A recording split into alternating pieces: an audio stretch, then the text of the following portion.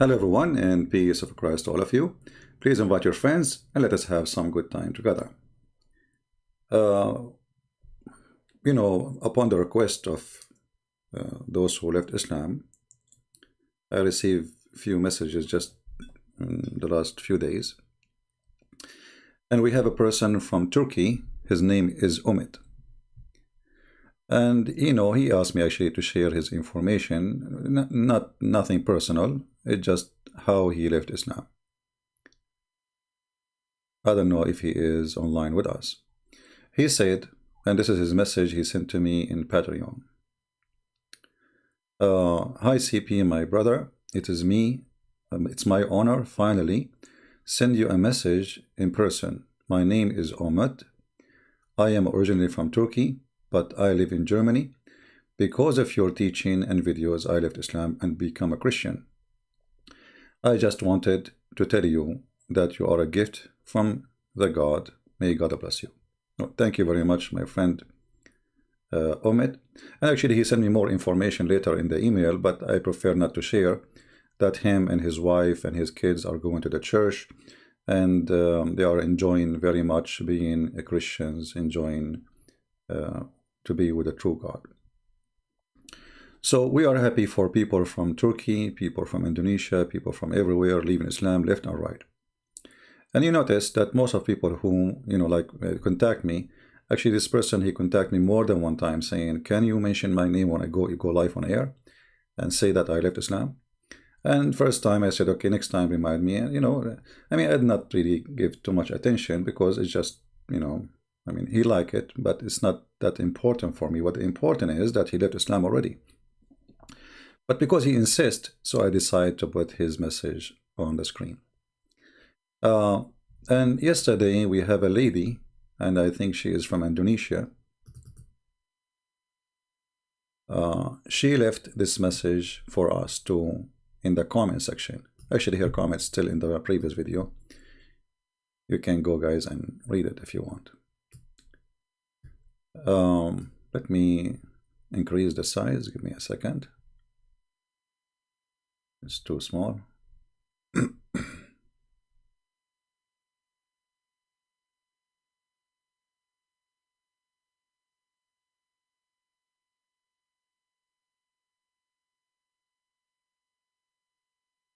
All right, maybe this is better. Sahira, I don't know if I'm saying the name correctly, ex-Muslim. She said, hello CP, how are you? I hope you are doing good. You know what? Because of you, I left Islam. And also because of this, Qur'an 43:61. Not only that, the Bible also gives me strength to do this. Isaiah 41:10, John 14:6. Actually, my best friend gave me this ayat from the Bible. This ayat gave me a peace of mind. Thank you very much for you, CP, and also my best friend. Please pray for me to protect me from this evil, from this devil. Well, we are very happy for you, our sister. I don't know, this is Indonesian name. I'm not sure really. I'm not familiar with Indonesian names, but it might be Indonesian name. We are happy for you that you left Islam, and we are excited to see more and more Muslims leaving this God. Excuse me, my voice is not really good because we spoke for many hours yesterday, and I don't know how many hours, and we finish late at night. So if you notice that people who they are leaving Islam from this cult is increasing so fast, and Muslim propaganda is not working at all.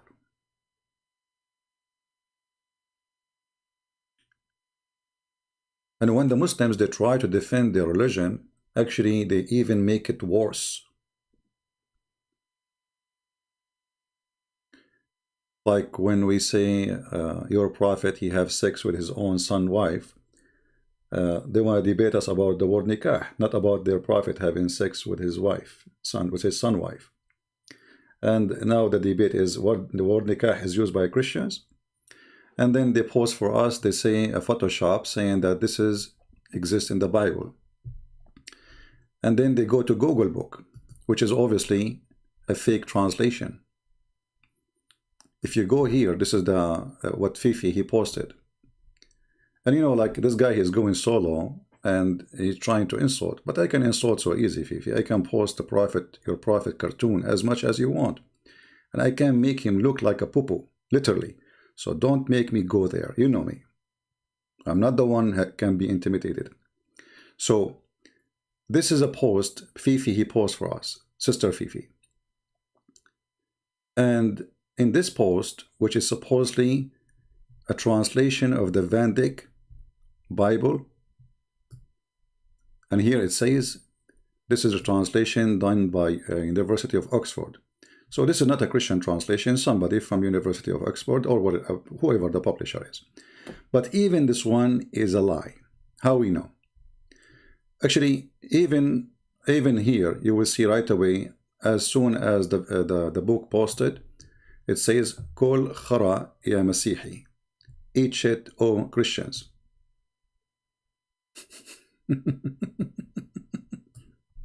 Eat shit. And in the same time, we have the original book. You know, have you ever heard of a book have different words? If this is same book, how we can explain this then? Here we go. This is the same book, and this is the Van Dyck translation, and this is ArabicBible.com. Not Google Books. I can go and post there now any edited book. You can take my book and you can edit it too. This is the Arabic Bible, and this is the Van Dyck translation. As simple as that. We can go all the way to the top from the beginning. All right. This is Matthew number 1, Matthew number 2, Matthew number 3, etc. And this is the Van Dyck translation. All right. So when somebody says to us, in this translation, we can find the word nikah, then we go and check the book, and we find that this does not exist. Obviously, you are a scam like your prophet. You are literally a big scam like your prophet, because here we go, this is the book. And this is chapter number 5.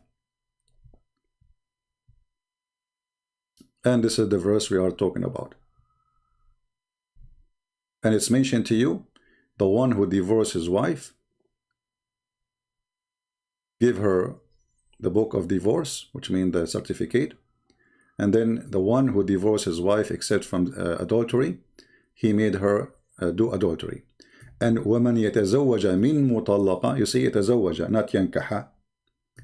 Well, this is the same book. So how the same book? Did the writer, he wrote the book twice?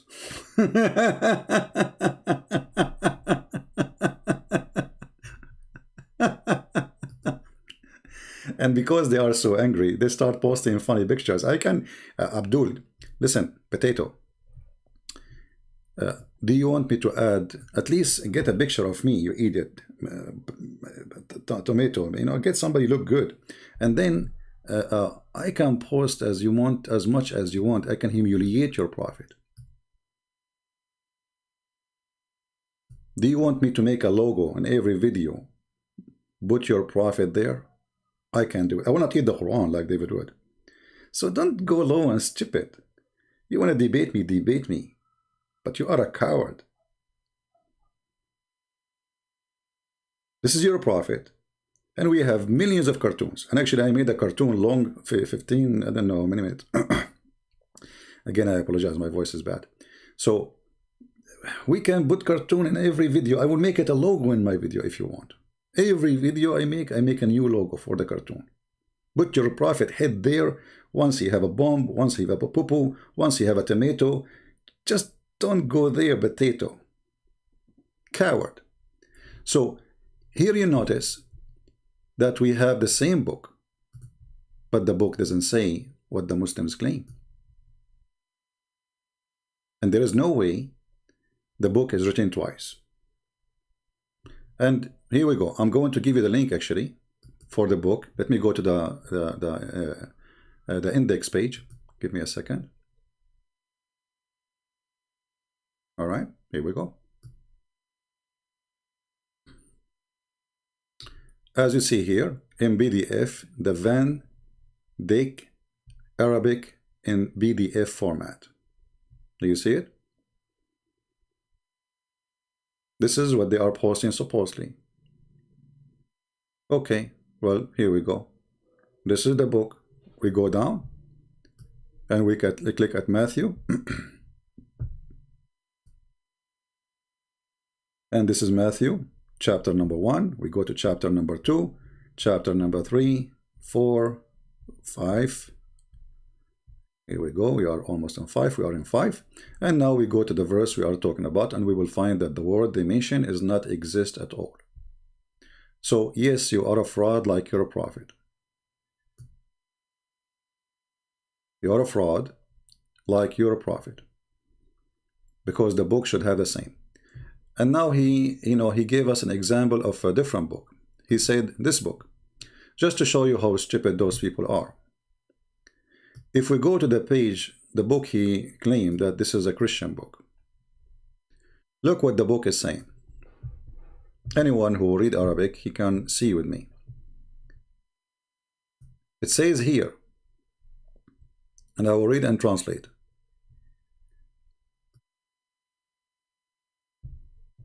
Let us zoom in. الطلاق لا يجوز عندنا. Obviously, the one who is speaking in the book, he is speaking to somebody else. It is not allowed for us. Now, maybe this book is written for the Muslims, and obviously it is. Why? Let us see.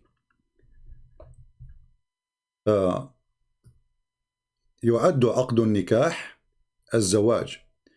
The contract of nikah, ifin, or marriage, between two brackets, by prayer and supplication. No Christians speak like this. This is not, this is maybe it is written for the Abdul nation so they can understand something about Christianity by somebody. And then it says here, وَالْبَرَكَةُ وَحُضُورُ الْإِمَامِ, by the presence of Imam. We Christian, we have Imam. We Christians, we have Imam. Is that the Pope?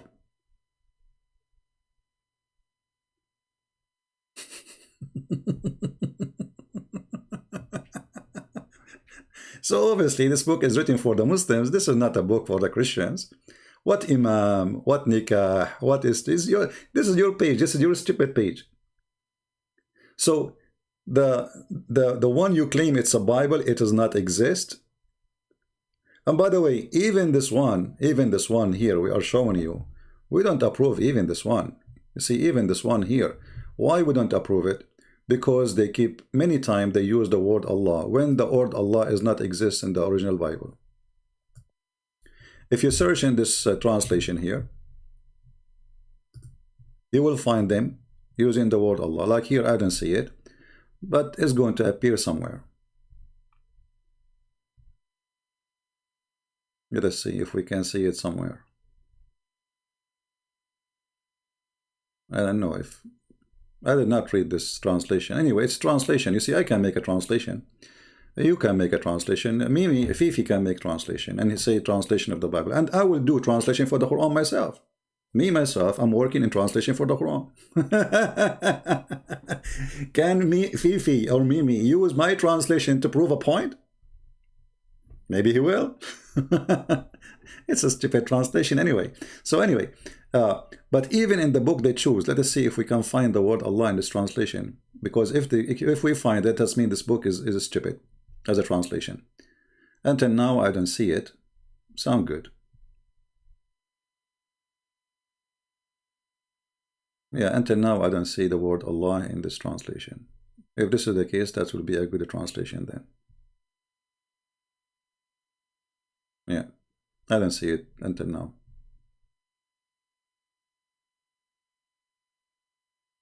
Sound good. So anyway, they lie and they fabricate and they are followers of the filthy Muhammad. And in order to make a point, we showed you how in the Muslim websites, they ask, what is the what is the judgment regarding the one who do nikah to his hand. This guy, he jumped it, he don't want to talk about it. Why? Because it's obvious now. That will make it clear that the word nikah mean the physical action. It's not something let us say spiritual, because marriage is a spiritual first. This is why the Christians, they have a special prayer to do when they do the marriage. Muslims, they don't. The Muslim, they recite Al-Fatiha for anything. But this is not even part of their religion. What Al-Fatiha have to do with the marriage? What is the prayer where it says that there's God, He plus this marriage? This does not exist. Al-Fatiha is something they recite for anything they want to do. They want to buy something, they agree on something, anything they do. They want to pray, it's for everything. It's like a shoes fit every foot. But in the front of us here we have, it says, هل ناكح اليد ملعون? Is the one who do nikah to his hand is cursed? They don't want to talk about it, because it's a clear evidence that Islam is a stupid cult and Muhammad is a fraud. They transform the word if you to the word marry you. And why you want to use this word when we have a clear Arabic word, respected word, used by Christians, used by Muslims, used by those who they are none of both? It's called zawaj. Why you want to do that? Simply because Muhammad is a savage man speaking to the savage Arab in his time, who they understand nothing in this world except drinking wine, effing women, and killing each other. He is a son of that society. So when we show you such a statement, and we show you the fatwa number, and it says, is the one who do if word to his hand is cursed, then you need to explain to me how the word nikah became something you do to the hand. And then when you give me a book saying that we Christians, we have imam, you need to explain to me this book is written to who? Do we Christians have imam? Since when?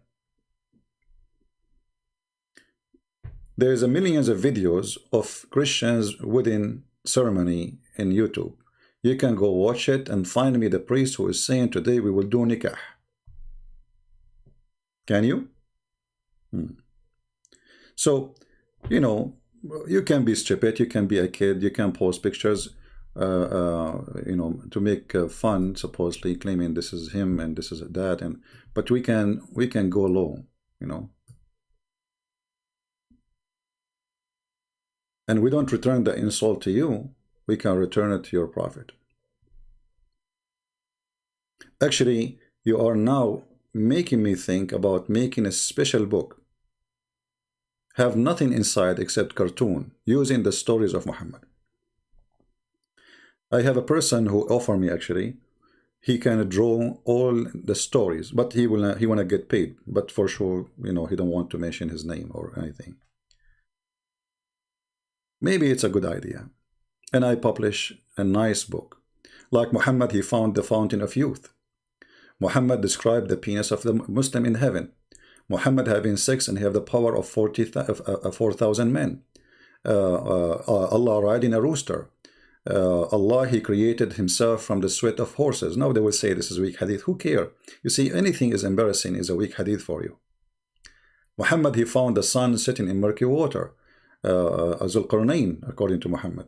The people of Gog and Magog, who Allah claimed that they exist and they are not a human, and each one of them is 1,000 of them, one person from us, which means their percentage is 1,000 times of the number of a human being. So we can make English cartoon, and those cartoons, they can be very useful.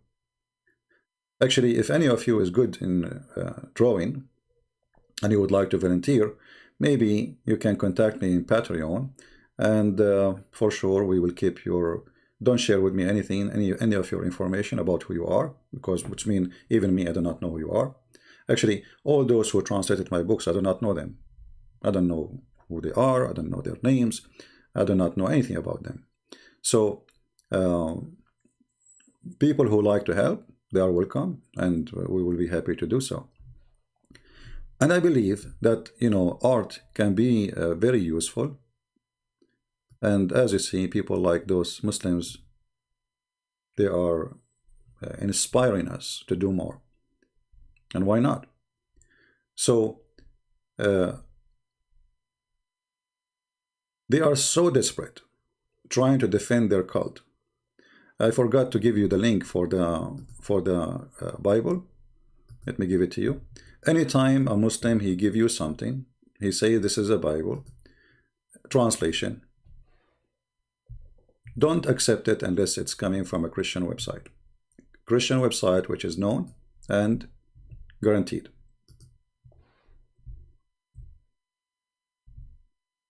This is the link, arabicbible.com.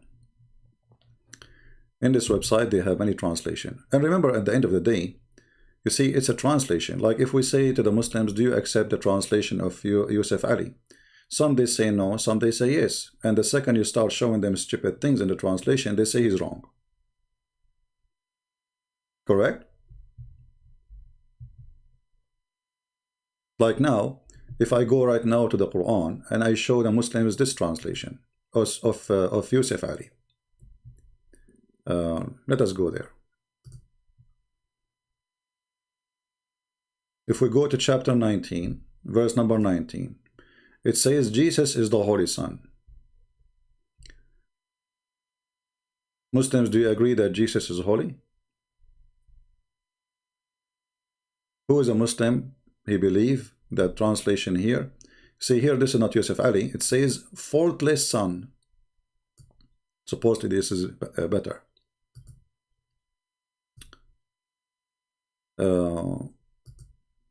Yusuf Ali. The gift of a holy son. How many Muslims they accept this translation? They will say to you, this is not true. Only Allah is holy. But then you will find that the word clearly, it says that he is holy. Even in the translation it says faultless. What does that mean? He's sinless. Now, if we go in the Quran and we say, Muslims, hey, did your prophet have a sin? Jesus is sinless. This is what chapter 19, verse 19 is saying. He is holy. What about your prophet? Is he sinless or he is not? They will say, oh, he is sinless. I don't know how many Muslims are in the chat. We can post your thought, please. Tell us, what do you think?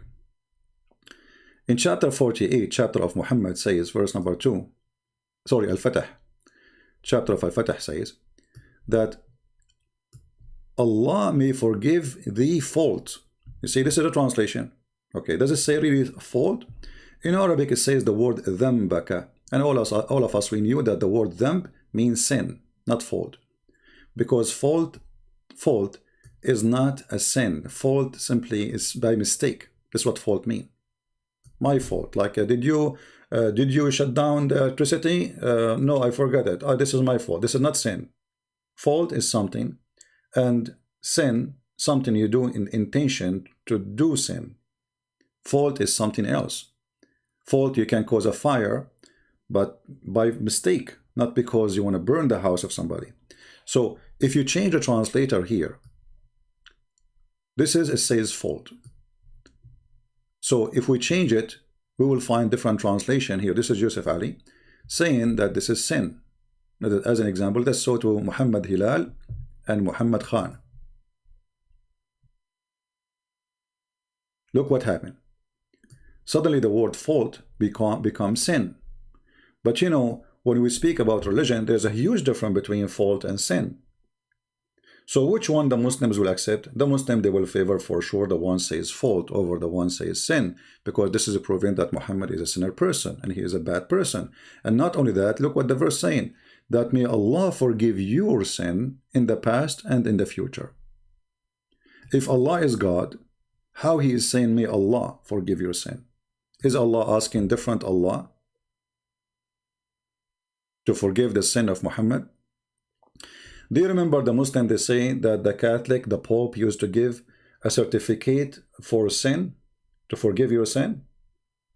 This is what they say, right? Okay.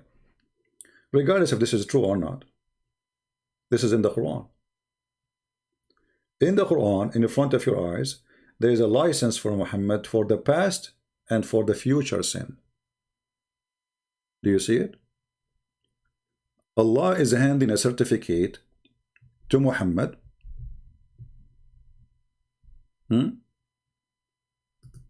This guy.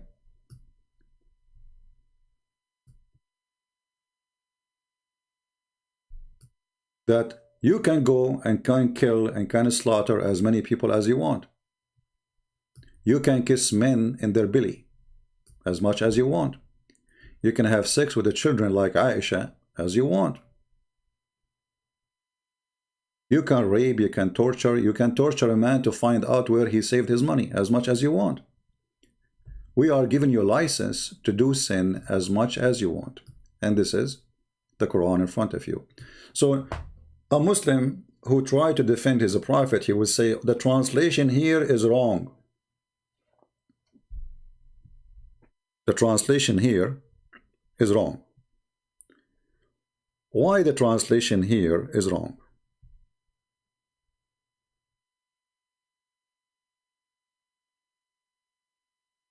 How come? This is the word in Arabic, ذنبك. If we take the word ذنب and we post it, ذنبك, ka here is for the one you speak to. Like when I say in Arabic, we say بيتك, ka is like your house. So it make it yours. So ذنبك, your sin. So the word in Arabic is ذنب. If we go and take the same word and put it in the search engine of the Arabic language, in the Quran. If we go here and we type the word ذنب,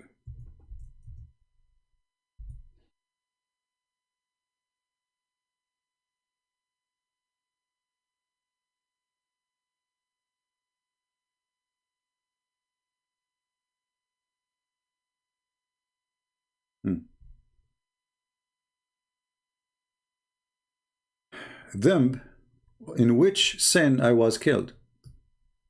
What is my sin? And by the way, even this verse here, the Muslim, they say this is about the pagan they used to bury their daughters, which is a stupid lie. Muhammad himself, he was married from a woman. She was a businesswoman. Her name is Khadija. The Muslim, they deny that she was from a Christian cult. They say Khadija, there is no proof that Khadija, she was a Christian. No, there is a proof. When Muhammad, he saw the funny dream or funny vision of, not vision, supposedly a man appeared to him and he squeezed him 3 times and still no mayonnaise came out. Khadija, she took Muhammad to the priest. She did not take him to the pagan priest. She took him to a Christian priest. If the wife is not a Christian woman or from a Christian cult, why she want to take her husband to the priest? And why Muhammad even agreed to go with her? Don't he knew that this is wrong? Was Allah inspiring him and inspiring the wife to go to the Christian priest? Is that where you can find the truth? So even Muhammad himself, he went to the Christian priest asking him what is right. And even the Christian priest is the one who told Muhammad that this is the angel, this is not something bad. But he was not there, which is very funny. And not only that, he told him his name. He told him his name is Jibreel. Which means the one who was witnessing the squeezing and no mayonnaise came out is Muhammad. He did not notice who is this guy, but the Christian priest, who is a false Christian priest, he is the one who noticed that this is Jibreel. So you notice here the Muslim, they play the game of translation. You see, I don't blame them, by the way, because it can be true that a translation can be wrong.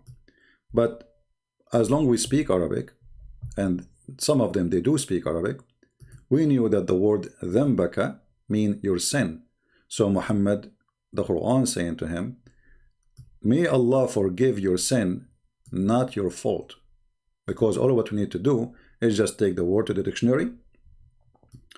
You can copy this word, take it to Google Translation or any Arabic dictionary, and check out the meaning. And then if the word ذنبك come as fault, that's mean it's fault. But if it is sin, then it is sin. And obviously it is sin. All right. So like there is a translation. Muslims have articles, tons of articles against translation.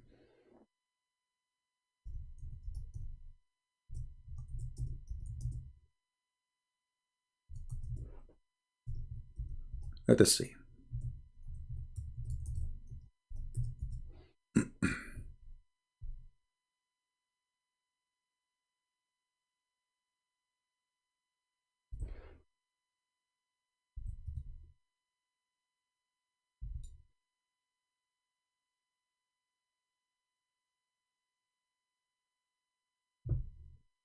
If you search for translation of Dr. Ghali, as an example, not limited, you will find tons of differences and tons of problems and tons of complaint from the Muslims saying this translation is horrible. This translation should be taken down. This translation is disgusting. But this is translation done by a Muslim, Muhammad Ghali, and he's a doctor.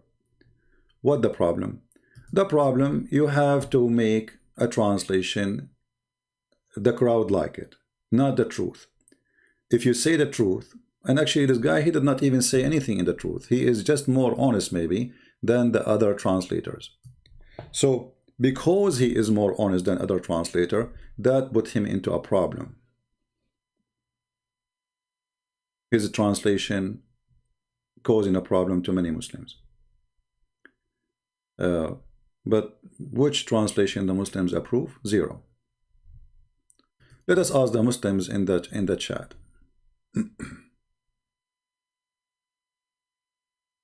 Which translation Muslims you agree with?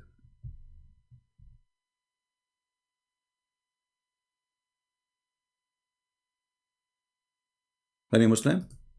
I have a challenge for all the Muslims who listen to me, to name for me one translation you agree with. You will find that they will never give you a translation. Never. So what they do? In the same translation, they accept certain verses, and the same translation they refuse certain verses.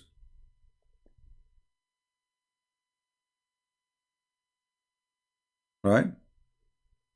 For us, at the end of the day, if we want to find something to be exist, we have to go and find it in the original Bible. The original Bible says, the one. Actually, there's a Muslim. I don't know if I still have the screenshot. I'm not sure. Let me see. There's a Muslim. He says the word marriage in the Bible is not even exist. He said the word marriage. Let me check here if I can find the screenshot.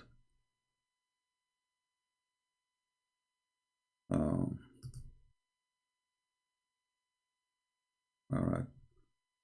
Well, maybe I deleted. Yeah. So anyway, a Muslim, he made a comment saying, if you search the New Testament or even the Old Testament, you will not find the word marriage. What you will find? He said you will find, it says, take a woman and if her. Take a woman and if her. Well, we can go and it take us 2 seconds to find if this is true or not.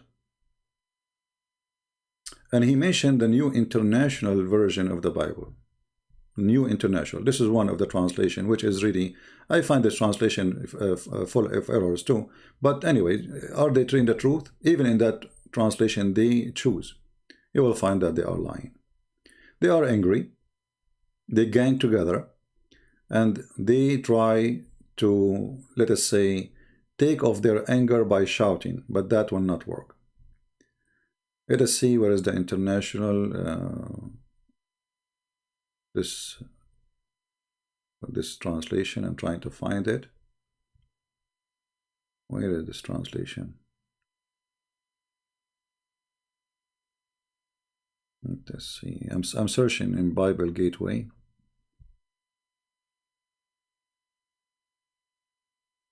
International Standard Version.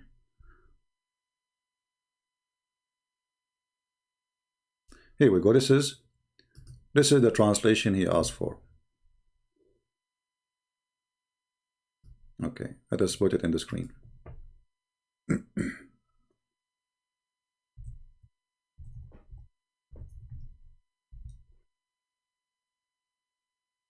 He said you cannot find it, and you will not find the word marriage anywhere in this translation. I just typed the word marriage in the search engine, and in this translation it's appeared 47 times. But he said no, it's not there. That's a lie. You know, he said it's not in the Old Testament, it's not in the New Testament, it's not exist, it's not you know, it's the Christian, they don't have the word marriage, and they just go and do boom boom. See how they lie? So because they are desperate, they fabricate lies and they make things up. So you as a Christian first never go to a Muslim translation for the Bible, because they lie about their own book. So how they will not lie about our book? Secondly, when we show the Muslims anything written in their books by them, right away the Muslim, they say we don't accept this story. Why the Muslim don't accept this story? Like, name for me one story about Jesus I don't accept. Any Muslim can name one for me? How come you Muslims, you have millions of stories don't accept about Muhammad? Because they are embarrassing. So the only solution is to run away from what is should accept, is to say this is refused, this is not guaranteed, this is not true. Right? Okay, so if we go to the Quran and we find the verses, as an example, not limited, where it says that Sulaiman, he died and Allah, he made him die on the stick until the termite eat his stick. Do you accept this story? Guess what? They will say no.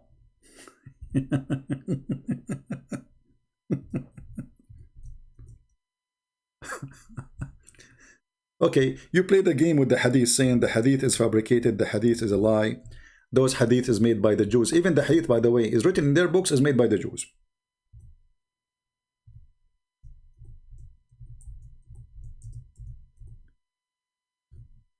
But the Quran, as an example, saying that Sulaiman, he died standing up, and the genie did not notice that he is dead because he was leaning over a stick. What you would do with this verse?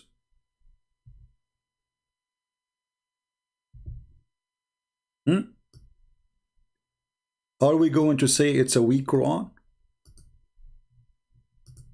Who is a Muslim? He agreed that this is a weak Quran. And I agree with you, this is a weak Quran. I mean, Quran is weak, Muhammad is weak, Islam is weak. This is why we need to protect Islam by, you know, by apostate law and by many things. Otherwise, if Islam not weak, we do not need that. So the weak Islam is saying clearly in the weak Quran that when Sulaiman, he died, nobody noticed that he is dead. How? Because he was standing, leaning over his staff, and took the genie and the kingdom of Sulaiman. The wives, Muhammad, he have, you know, Sulaiman, he have many wives, supposedly. He have ministers, he is a king. I mean, how many ministers need to talk to him every day about things happening? The guards, the servants. Hey, sir, do you like to eat? Sulaiman never answered. So they did not notice that this guy never drank since last year.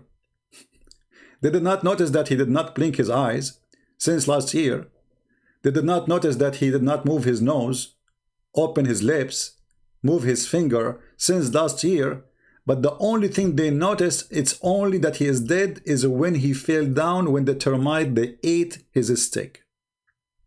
So now what we will do, we are going to say this is a weak Quran, because this is very stupid story.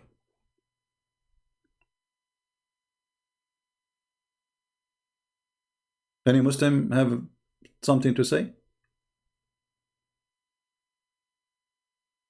Is this a weak story? No, it doesn't say that, CP. It's in front of you. Then when we decreed death and who? On Solomon. Nothing showed them his death, except little worm of the earth, which kept slowly gnawing away at his staff. So when he fell down, the jinn saw him plainly, and that he is dead. If we go to the interpretation of who? Of the Muslims. Oh, we don't accept the interpretation. We Muslims, we don't accept anything. Christian Prince is liar. Ibn Kathir is liar. Everybody is liar.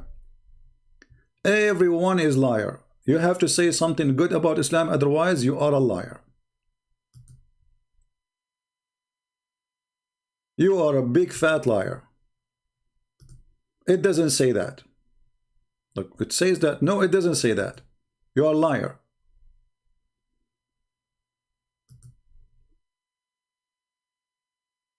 So if we go to the tafsir and we find the interpretation for the verses made by their scholars, not by us. Let us open a translation. This is Ibn Kathir. Now, how many times Muslims they use Ibn Kathir to try to prove us wrong? Now they will not. They will put Ibn Kathir under their bomb. They will wipe the face of Ibn Kathir with their shoes. They will spit about Ibn Kathir, on Ibn Kathir. Allah tells us how Sulaiman, peace be upon him, died, and how Allah concealed his death from the jinn who were subjugated to him to do hard labor. He remained leaning on his stick, which was his staff, as Ibn Abbas, may Allah be pleased with him, and Mujahid, Al-Hasan, and Qatada, and others said. He said, like that for a long time, nearly a year. The guy is dead for a year, and they will say, it doesn't say that, CP, you are a liar. Or no, they will make a video, they will say, this hadith is coming from Qatada, and Qatada, the one who transformed the hadith, is Mujahid, and Mujahid is well known to be a liar. They will find a solution for it. All of them, they are liars, I agree. Everything, everyone around Muhammad is a scam, starting from him. So what you expect? From their friends you shall know them. Everyone around Muhammad is a liar. They will say to you, Ibn Abbas, he is a big scam, but Ibn Abbas is the cousin of the Prophet. And he is the only one, Muhammad, he prayed that may Allah make him the scholar of the nation. Right?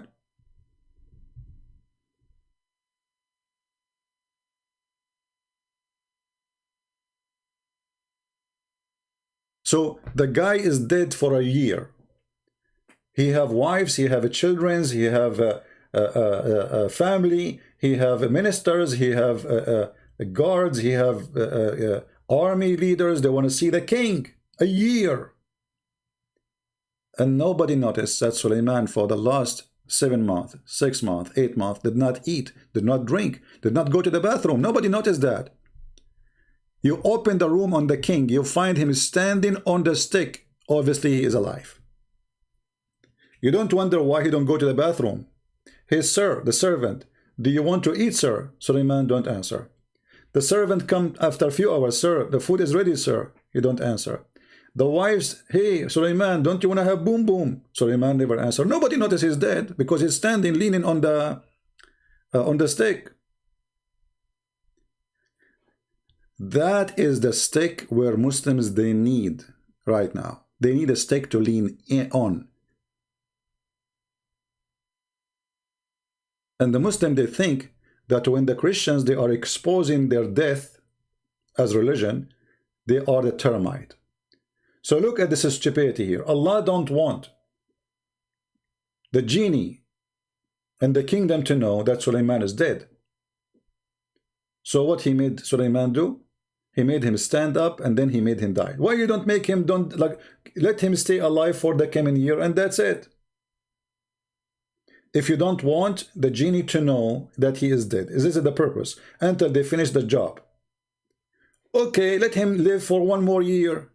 What, Sulaiman is expired and Allah could not find a solution? Maybe Sulaiman is expired and he is going to die anyway. Allah cannot stop his death. So what Allah he did, he made him stand up and he put him lean in the stick, and you know, and he put some fixator, you know, for the hairstyle, so he will not move, like a mummy.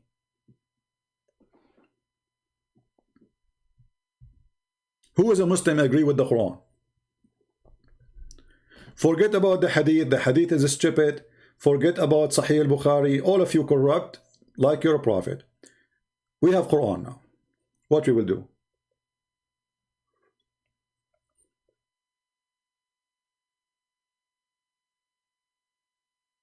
Anyone?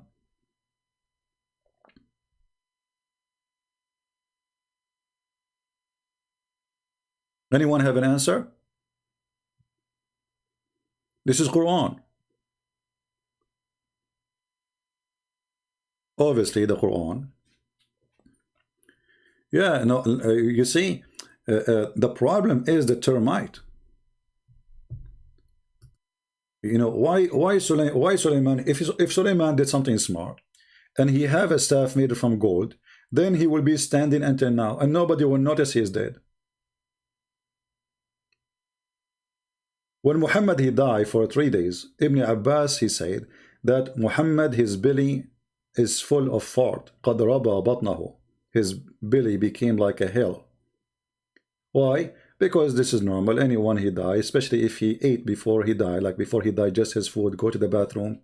If you are a person who ate and you still have food inside you, and then you die, then after a day, 2 days, you know, the bacteria are, you know, digesting the food and eating even your skin, you know. So his belly will be full of gas because he is not able, he's dead. You know, his body organs are not functioning to release the gas normally, as people they do by farting usually. So your belly will become bigger and bigger as if you are a pregnant woman, until the belly cannot take it. And if you leave the person for longer time, his belly can burst. Why? Because the skin became decay. The tissue of the skin and the flesh became so weak, it's gone, you know, it's a decaying. So your belly, because it's full of gas, is going to burst like a balloon. So this man is dead for a year. He did not stink. No, he did not. Muhammad, he says, we people of a prophet, Allah forbid the earth from eating our body. That means we should have the body of everyone who is a prophet in Islam. Muhammad, he says that Allah, he sent 124,000 prophets. So now we should have evidence of 124,000 people who the earth could not decay their body. Can we find one? Just one. From the 124,000 prophet.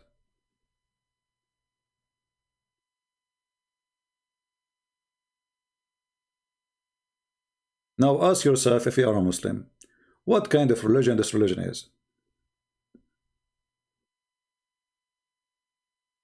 Any Muslim?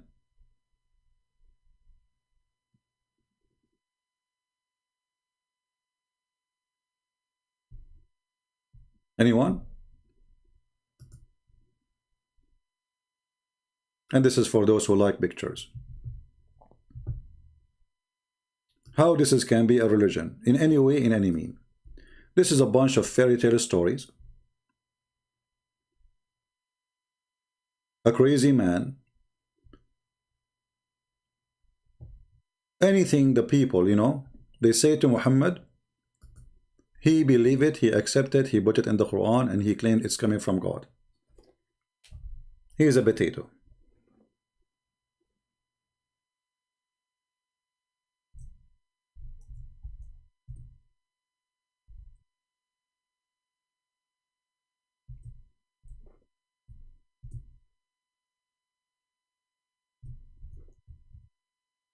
Any Muslim have any idea? Anyone?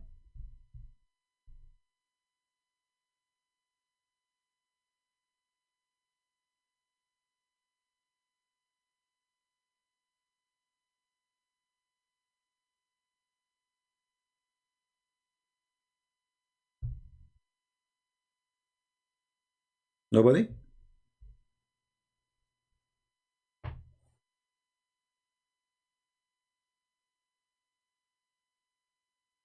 Hmm.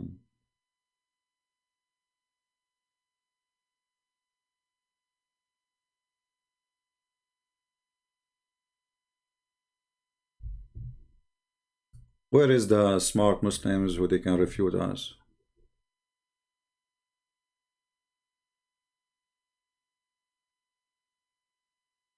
Whatever the Jews they say to Muhammad, Muhammad he take it, he put it in the Quran.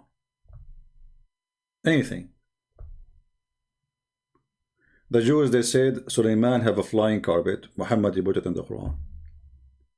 The Jews they say Sulaiman have a flying horse, he put it in the Quran.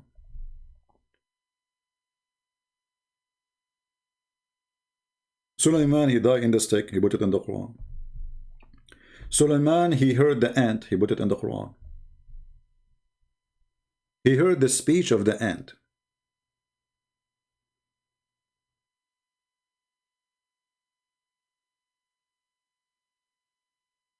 What do you think?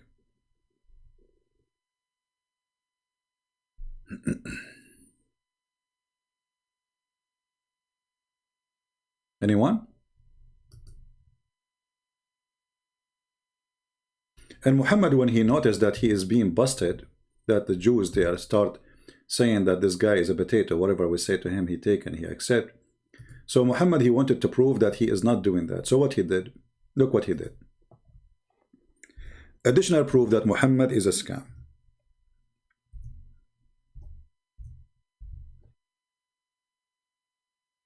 A rabbi, he walked by and he said to Muhammad, when during the time he was praying in a funeral,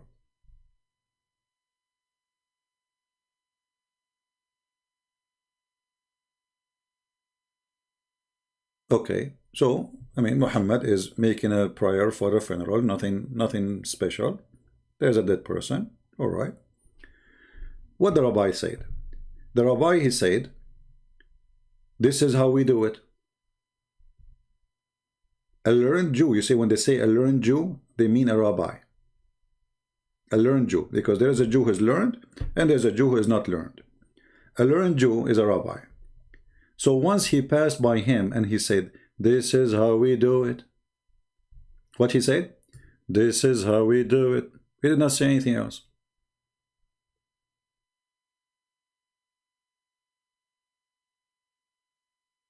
What Muhammad he said? Sit down, act differently. Well, if you are a prophet of God, and how you pray shouldn't be something taught to you by God. We found a Muslim in the chat. We'll take a selfie for him. Oh, the chat moved. Let us find it back.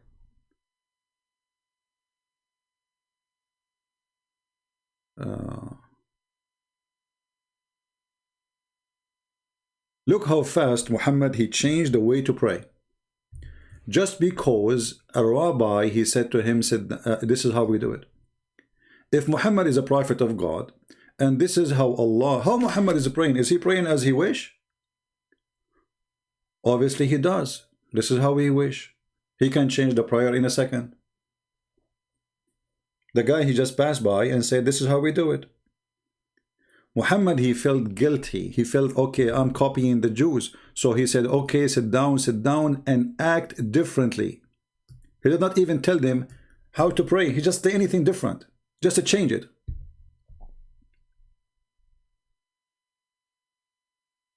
How this is from God, and then how is that is changed in a second. So if I am walking by Muhammad and say to him, this is how we do it, hey Muhammad.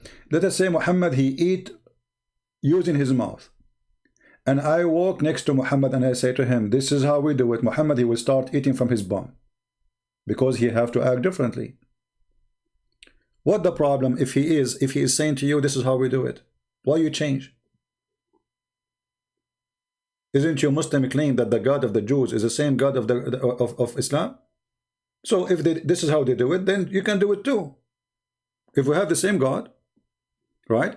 And the Jews, this is how they do it. So why Muhammad need to change it? Now we go to a Muslim, we took a selfie for him. He made a comment. His name Ibn Thomas.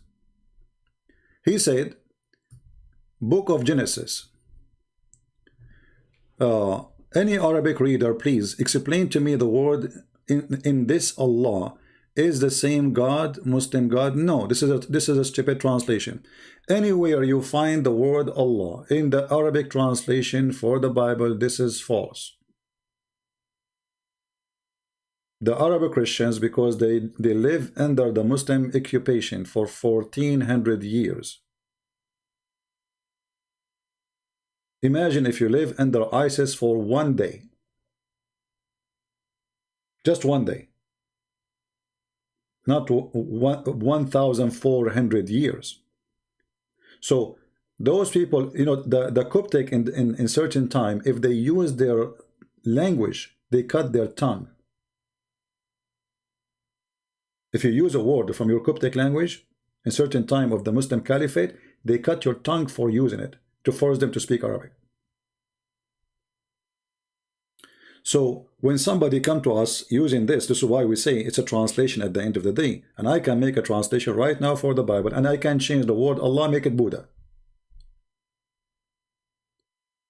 This is why you will not find from the Christians who use the word Allah, except those who live under Islamic occupation for a certain time. And then maybe after that they became immigrant, they go to different country, but still became a part of their tradition. But you will not find somebody, let us say, a person who is a Greek Orthodox. One is from Jordan, and one is from Greece. The Greece will not use the word Allah. Why? Because they have the original book. Nowhere it says Allah. That person, he lived under the Muslim occupation. The one in Jordan, say, who use it. So you want to be silly, go for it. This is a translation. The same I can say to you, where we can find the word Jesus in the Quran? Nowhere. Where we can find the word Jesus? Any Muslim can tell me? You have the whole Quran, not a single time the word Yeshua, this is the original name, you know, Jesus is just, you know, because Latin language don't have certain letters the same as Hebrew and Arabic. So if we search the word Jesus, which Muslims use in translation, where we can find it in the Quran? Nowhere. Where is Jesus? Here we go. This is a chapter, as an example, chapter 2, verse number 87. It says here, we gave Jesus. Where is the word Jesus in the verse? Show it to me. So I can say this is a false translation. Why? Because how you make it Jesus if it is not Jesus? It says Isa.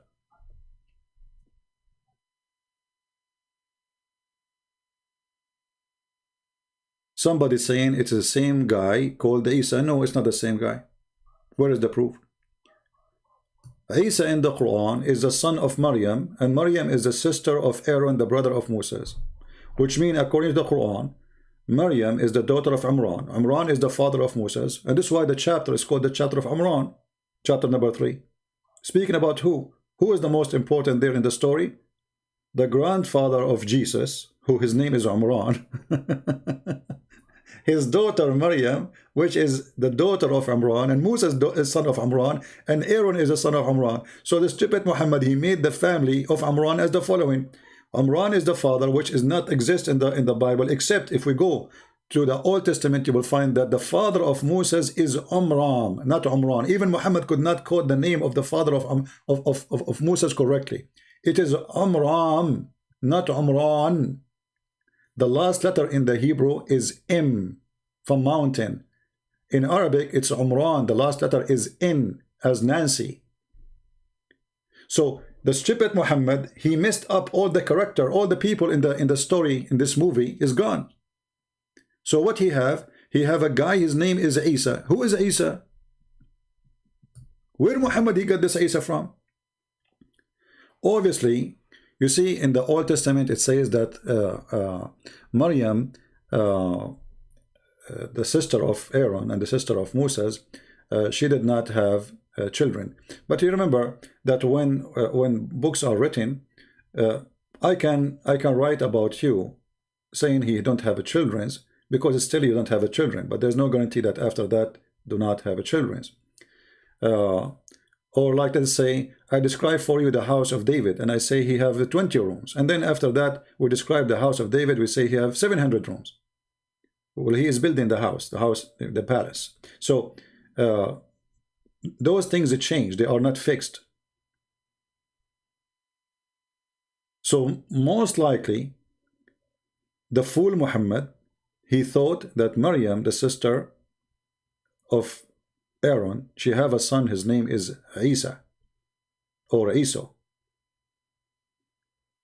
and he thought that this is the son of Maryam, the mother of Jesus. This is why you see the rabbi, his name is Ka'b al-Ahbar, he came to Muhammad's wife when Muhammad was not home. He wanted to talk to Muhammad, so he found the wife alone, and he told her, well, it cannot be that Mary is a sister of Aaron, because I see there's a couple of hundred of years between them, almost 600 years, according to the story there. What Aisha, she said to him, Kadhabt, you are a liar. So Aisha should not believe what he's saying. When Muhammad, he came back home, Aisha, she told him what the jury said. So Muhammad, now he wanted to fix it. He said, oh, they used to call them by their great prophet at that time. Who is the greater, Aaron or Moses, as a prophet in Islam? Why they call her by Aaron, not by Moses? And what Mary have to do with Aaron or Moses? They are not even from the same tribe.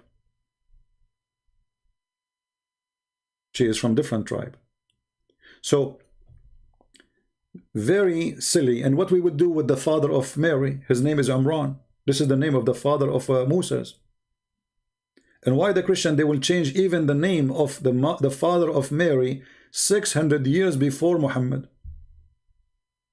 Even that we change it. Why? What we will gain from changing the name of the father of Mary 600 years before Muhammad? You know what I mean? Why we will change it?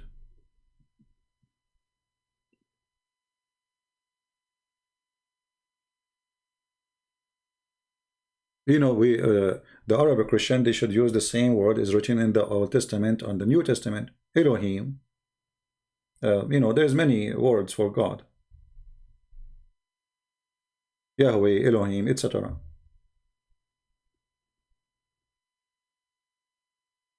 And by the way, none of those are names. In the Old Testament, like once there's a guy, he's very silly. He sent me an email saying, you deny the name of the Lord. You know, this is an idiot. The name of the Lord never mentioned in the Bible. What is mentioned, I am who I am. That is not a name.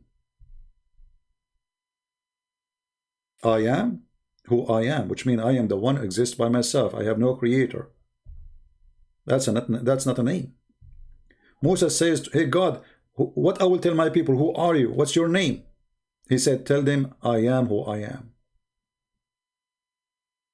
So we Christian, we don't follow a name. We follow the true God. There's no name can describe God. What name will describe him? You tell me. And remember, God, when he speaks to you, he used the language which he use. Which means if you want to give you a description, still he is using a description you can understand. But the Muslims, when they say their God, his name is Allah. You ask the Muslim what Allah means, they don't know. Where is the word is coming from? They don't know. When I have a debate with Dr. Rohi, the Muslim from Al-Azhar University, he said the word Allah, first time mentioned by an Arab person, we do not know who is he. You can go and watch the debate. We do not know who is he.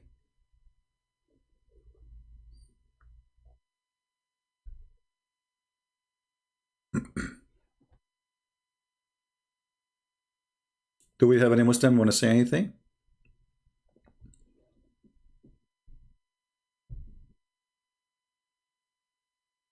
Anyone? So when they speak about translation, you know, tell them right away, okay, is the word Jesus in the Quran? They will say no. They say, okay, well, who put it there? They say translator. So it's not there. So this is a false translation. That is a false translation.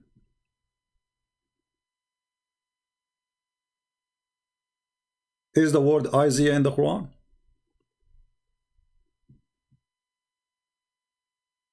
They say to you, Ishaq.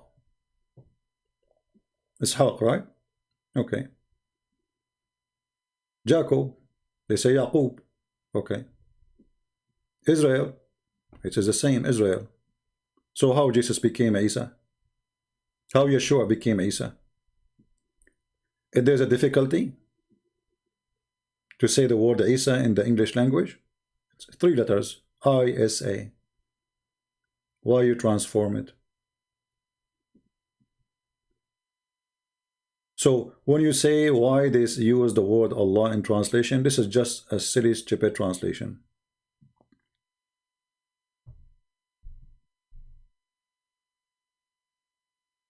Right?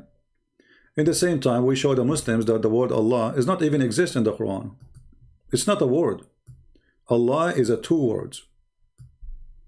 And we mentioned to you that many times. If you go in chapter number 1, verse number 2, and verse number 1, you will find that the first word here, Allah, is different from the second word.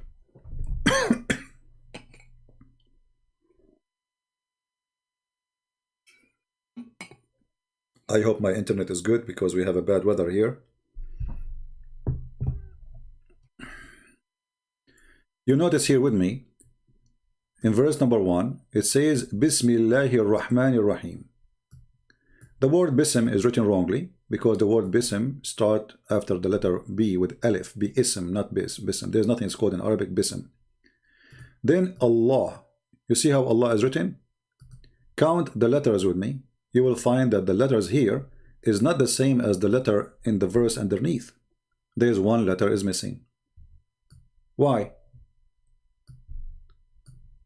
If this is the same name, the same person, why there's 1 letter is missing? The fact there's more than 1 letter is missing. Here the second one, this is Lillah. Alhamdu Lillah, not Allah. Lillah. Li is 2. Lah is the name of the God of Islam.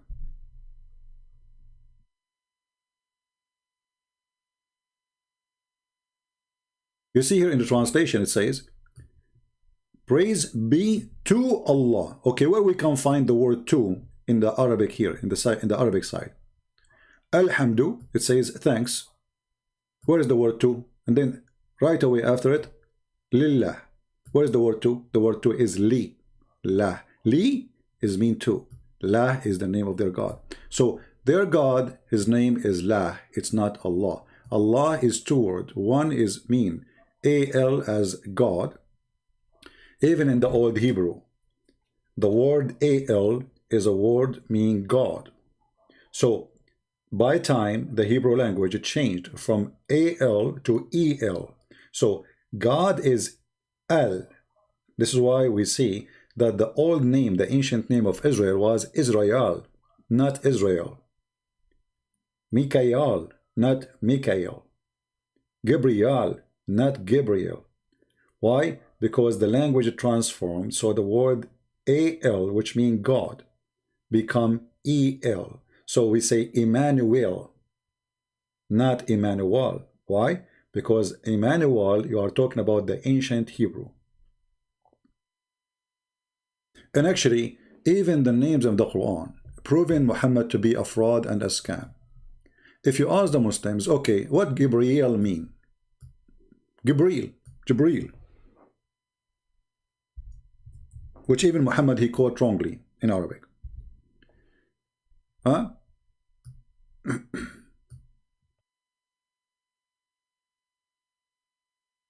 What Jibreel mean, Muslims?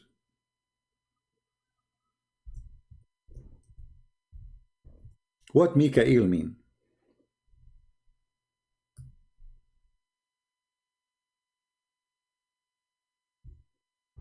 They don't know.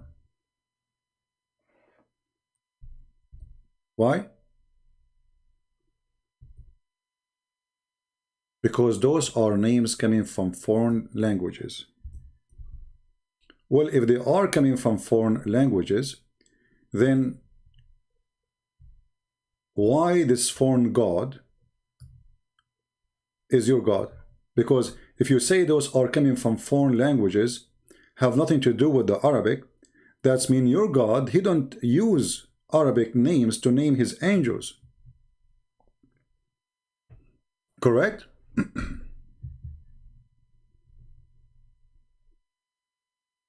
Any Muslim here don't agree?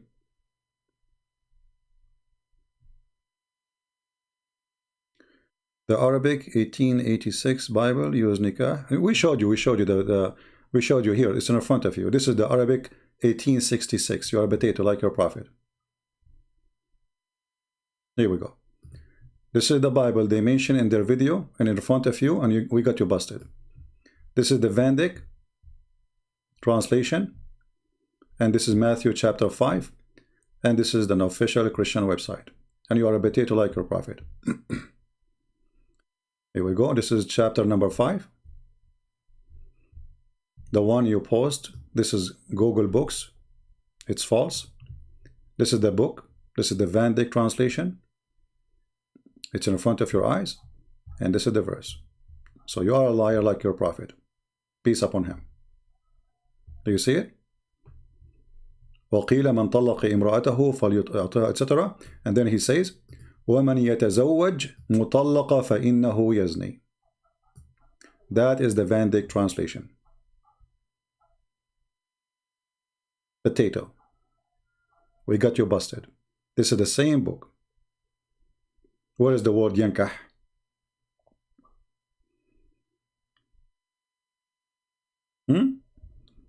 Are you there, Abdul? This is the same book. I will give you the link. Here we go. Where is the word yankah? Is it possible the translator, he made it translated it twice? That would be funny. One he say yankah, one he say tazawwaj. At the end of the day, you idiot, this is translation. I can make a translation too. Actually, right now, I'm working in translation of the Quran, but we Christian, we don't use that term. That is the F word. This is insulting. You see how silly you are? Is it this is the same book or not? If we go back here, it says here we go. The Van translation Arabic format PDF. You go down, Matthew, you click at Matthew, and then you go to Matthew number 5, and you find the verses we are talking about. So where is yankah? I can take now this file and I can do editing and I can post it in Google Translation. Potato. But this is a Christian website posting the book. Do you have anything more to say?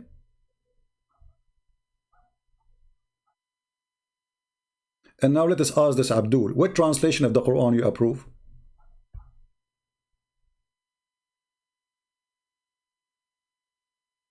What do you think? We addressed them. We just talk about them. You are coming late. Watch the video and laugh. You are just a late Abdul as usual. You come at the end of the movie. Here we go. This is your stupid images he posted. It says here in the book. Read carefully, potato.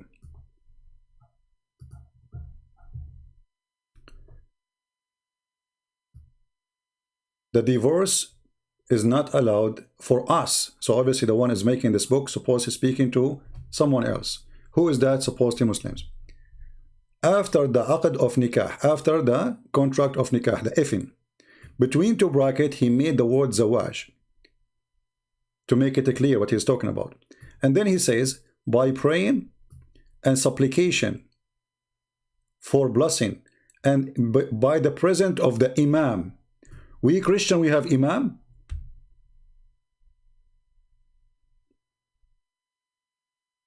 Have you ever heard of a Christian they have an imam?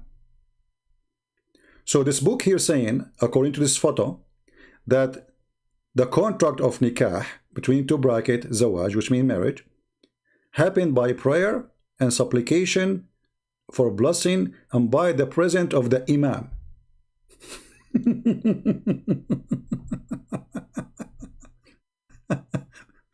So even if this book is written, if it is true written, obviously it's written for the Muslims, because we Christian, we don't have nikah, we don't have imam. You're a dummy, like your prophet. We go back. Yeah, we Christian, we get married in front of the imam. Yeah, true story. I mean, they are so desperate, extremely desperate, trying to find a book, say the word nikah, and that is telling you, okay, what we will do now with the, is the one who say nikah to your hand is cursed? Why you don't answer it, Muslims? If the word nikah mean marriage, I will go with you, no problem. Okay, let us say you are right and we are not telling the truth. Here the fatwa, number 3201, it says, هل ناكح اليد ملعون? Is the one who do nikah to his hand is cursed? Hello? You see, you won. Read. Do you Muslim marry your hand? Are you there? Do you Muslim marry your hand? He can show you. You see, the stupidity is, the word nikah means marriage. We understand that you Muslim today, you use it when you speak about marrying, but the word nikah means the F word. Your savage prophet, he transformed the F word to make it your marriage. Do you see how stupid you are? So you can show as many as you want as what you claim to be true. This is not true. Christian don't use the word nikah. We don't use any Islamic terms. It's forbidden for us. Islam is antichrist religion for Christians. How we are going to insult the women? And here we go, the proof in front of you. Is nikah to your hand curse? So if the word nikah mean marriage, then is the question is marrying your hand? Is that what the word's saying? When your Quran explain that the shaitan, he have a penis in his right hand, and he have a vagina, sorry, in his right thigh, and he have a vagina in the left thigh, and then he do nikah by this to that, is that shaitan marrying himself? The word nikah is used there. You see the stupidity? Your case is a lose. It's in front of you. And then when we show you that the Islamic website says that the word nikah literally means sexual intercourse. Your website saying that. And then you are desperate trying to prove to me that it doesn't mean that, CP. Who is the stupid here?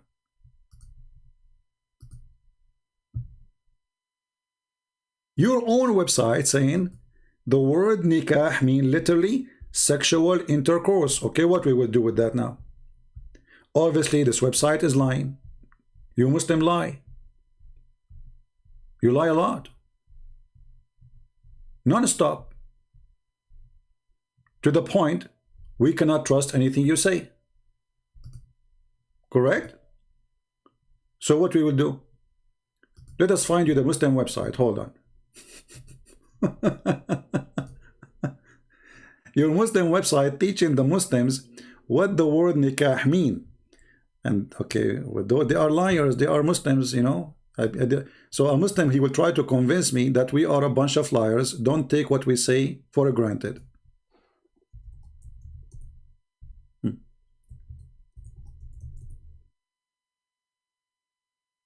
Here we go. This is your Muslim website. Christian Prince is lying to you. Christian Prince is lying to you. Okay, that's wonderful. This is alislam.org. And this is your, the importance of marriage in Islam. Remember, the title is Importance of Marriage. Okay. Importance of sex in marriage. Okay. What is the word nikah? Let us see it.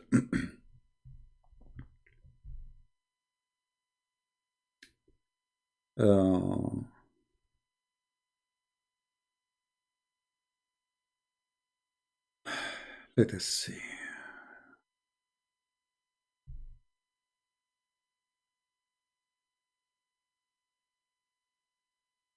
Where is the part? Give me a second to find it.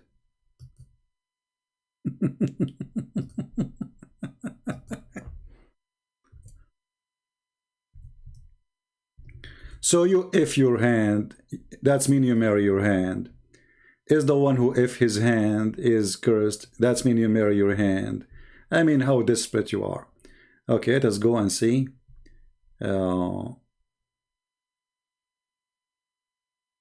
Okay, here we go. We found it. This part. It says, the Islamic term for marriage is nikah. So look, this website taking your side. It says the Islamic term for marriage is nikah. Be happy, dance. Are you dancing? But look what it says. Literally mean sexual intercourse. I mean, do you even need to debate me? You won. The Islamic term for marriage is what? Is nikah. All right. So now we learn that the word nikah for Muslims is Islamic term for marriage. Victory for Muslims. They defeated me. But you wish they stopped there. Look what they said after. Islamic term for marriage, nikah, literally means sexual intercourse. Do you see it?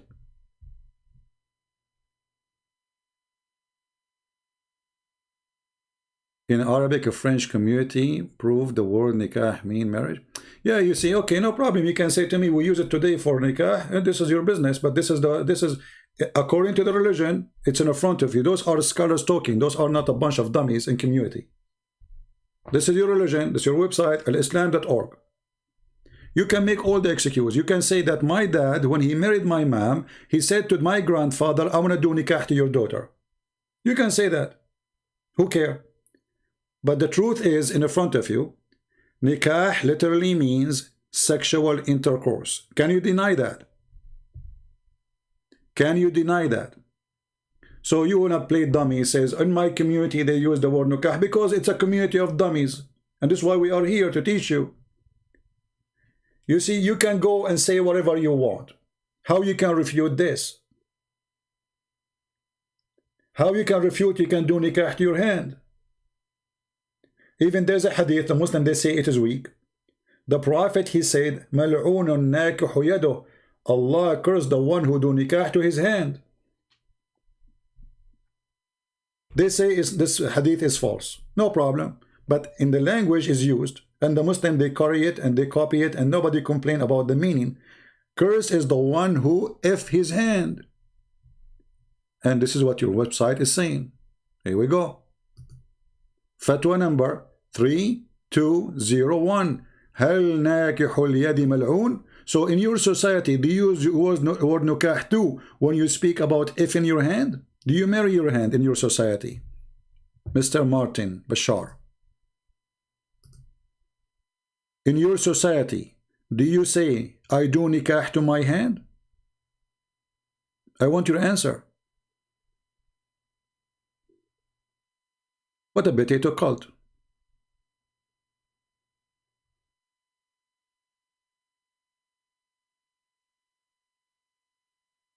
See? Yeah.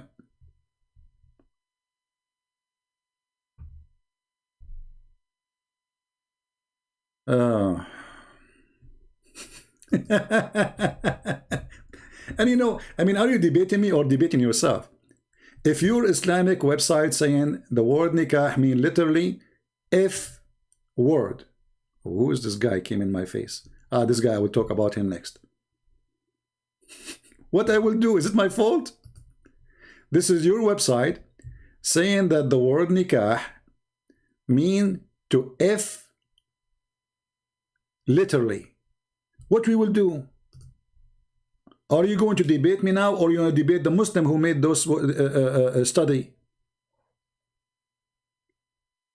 Are you trying to refute me or refuting yourself? Will I prove to you that he lied? Here we go. We showed you that the book of the Van Dyck, we gave you the website. The word nikah does not exist there. We showed you that in the image he saw, he showed that this is a book of a Christian. It says that nikah in Christianity happened in the presence of the imam. How in the world the Christians do you have imam? Since when? Obviously this is a book either written for the Muhammadan like you, Abdul, so you understand the language, or it is a fraud. But we Christian, we don't have imam.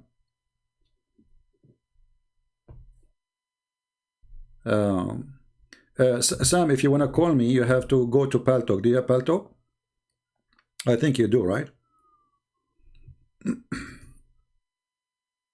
Okay, let me open my Paltalk.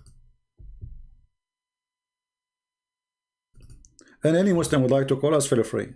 And ask this Fifi, little girl, why the coward don't dare to let me call him and let us have a discuss, and everybody can hear it. You can he can go live in his channel, I go live in my channel, and the one who hang up first is the coward. Is that fair, guys? Nothing personal, no personal attack, no name calling. I will not call him Fifi the girl, even though if he is. Do he dare? So ask yourself, if he is brave enough, why he don't dare to call me? He said, I will hang up on him. They hang up on me 7 times when I spoke to Mimi Hijab. And they did not allow me to ask any question. They are the one who's asking me question, and I got them busted. And they call me bastard, when the fact Muhammad is the bastard who was born 4 years after his father's death.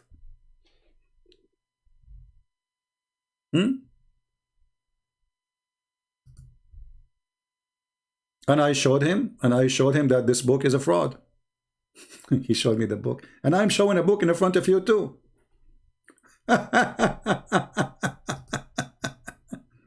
And I'm showing the book too, and I'm showing that the book he showed is a fraud. What a bunch of Abdul. Don't cry, don't cry. Go F your hand. Here we go, it's in front of you. Why you are upset? Isn't it this is your website saying is the one who do if hand is cursed? Why you are upset? Is that me saying that? If the word marriage mean nikah, that's mean you don't marry your hand. Have you ever heard of yourself marrying your hand? You will not answer because you're a potato.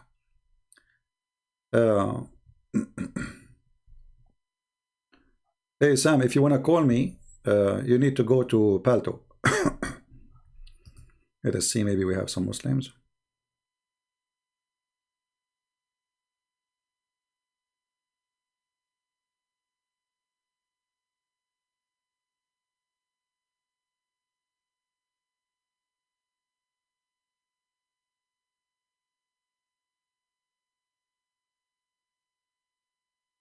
Okay, let's check the second person.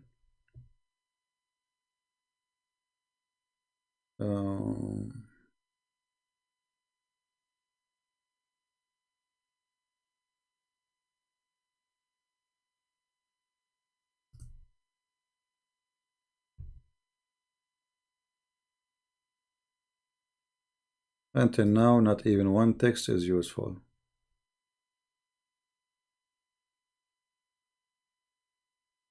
Where is the Muslims?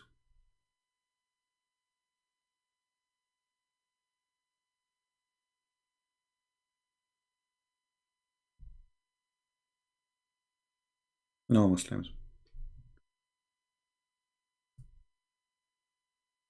So do we have any Muslim would like to call us? And we can talk about nikah, we can talk about anything you want.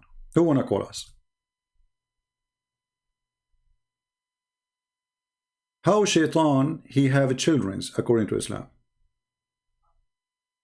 Did he do nikah?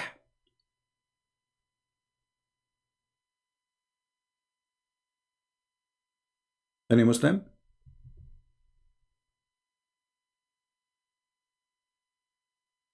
Question. Very simple question. If you cannot answer it, that's mean you are a fool. When shaitan, according to the Quran, he have a children, did he do nikah? Okay, hold on. You see here, finally, we made the Muslims admit the truth. Thank you, Martin. I will not be surprised if you are Fifi himself because he don't dare to use his name. Look what Fifi he used. Either you are Fifi or you are his puppy. Look what he said, guys. This is not me. This is the guy who argued. After we showed him the proofs from their website saying that nikah is a sexual intercourse. How you can refute that? Look what he said. Nikah means sexual intercourse and marriage. Bingo. So when you go to marry a woman, you say to her, I want to F you by marrying you. This is what you are saying. Praise be to Allah. Victory is revealed. I mean, do you see how smart they are? Supposedly now they got me busted. Christian Prince is busted. Now look at this. Nikah means sexual intercourse and marriage. The point Farid made is that you claimed it did not mean marriage. But my friend, how the F word became marriage? This is the question. You see how stupid you are? You use it as marriage because this is the legal way to F. But still it's the F word. So you go to somebody, he say, I want to F your daughter. You mean what? I want to F it according to Allah law. But still you are saying, I want to F your daughter. So you stupid, you and Fifi, you conquer yourself and you prove to us that you are a fraud. And you are a dummy. Because the word marriage should not use such a language. Because, you know, the purpose of marriage is not to F each other. Even though sexuality is part of it, the purpose of marriage to have a family. It's not for the purpose of effing, because if the word effing is the target, then you can go and hire a prostitute. And actually Muhammad, he allow you to hire a prostitute. He called it muta. When we say to you, is muta is marriage? If I say to you now you are a son of muta, you will be upset. Why? Well, isn't muta is nikah? Nikahul muta. When I say to Fifi and Mimi, sons of muta, they got so upset. They said, do you dare to say that to me in front of my face? Here you see that they are hypocrite, because if sons of muta, which is nikahul muta, is marriage, why you are upset? I just say to you, you are a son of marriage then. No, they understood very well that the word nikahul muta mean prostitution.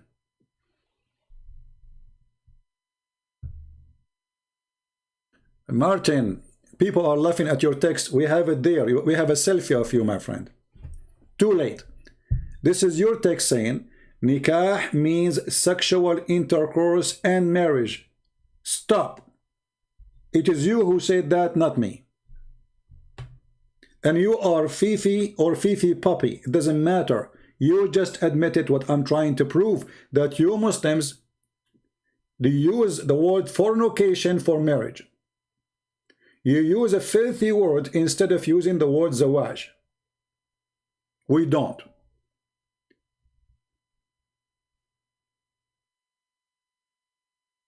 Shame on you. Who's next?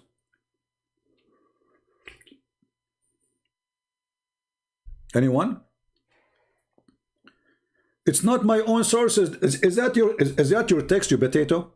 Guys, this is my own sources. Look at this idiot. Look at this idiot. This is my own sources. Potato. Is it this in the screen, your text?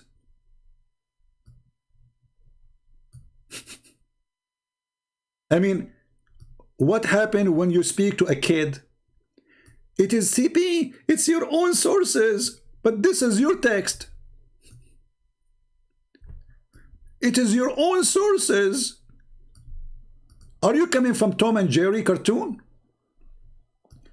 How you say to me it's your own sources when I'm showing you your Islamic website, Scholar's website, and your text yourself, you just admitted that intercourse and marriage is the same one. It's your own sources. This is your text. But yes, you forced me to say it. I should not say that. I was drinking camel urine and the prophet urine. Peace upon him. And I was drunk with the urine.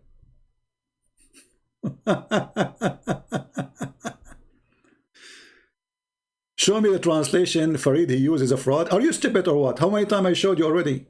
Are you a donkey? You are a donkey. Here we go. It's in front of you. How many times I need to show you, you idiot? This is the book he showed in the screen. It doesn't say that, stupid. It doesn't say that. It's in front of you. وَمَنْ يَتَزَوَّجَ مُطَلَّقًا. You say يَتَزَوَّج, not يَنْكَح. This is the book.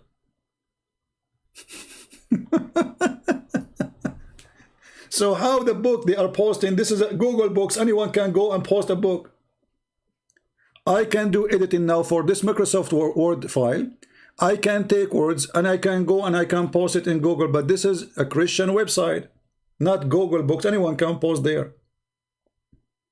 Potato.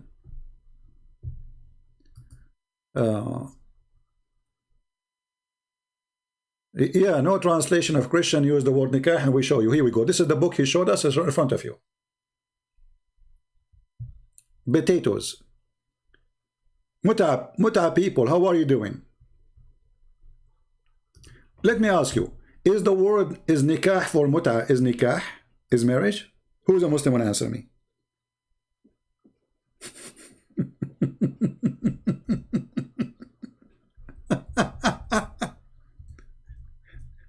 Any Muslim want to answer? Is the word nikah?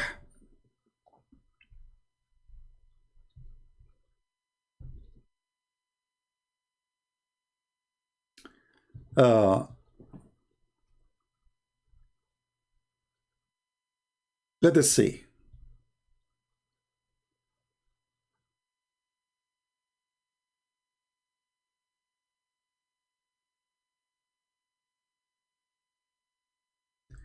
The Prophet, he if Maymuna when he was doing Hajj.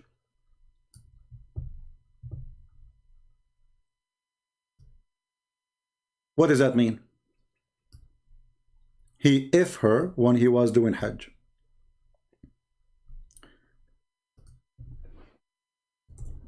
And by the way, Muhammad is the only one has a license to if women during the Hajj. The Prophet, he allowed Muslim to do nikah to women, and the Muslim, they call it temporarily marrying. Is it true that you marry temporarily or you if temporarily? Any Muslim? Is that a marriage? Let us see, we have Brother Sam is texting.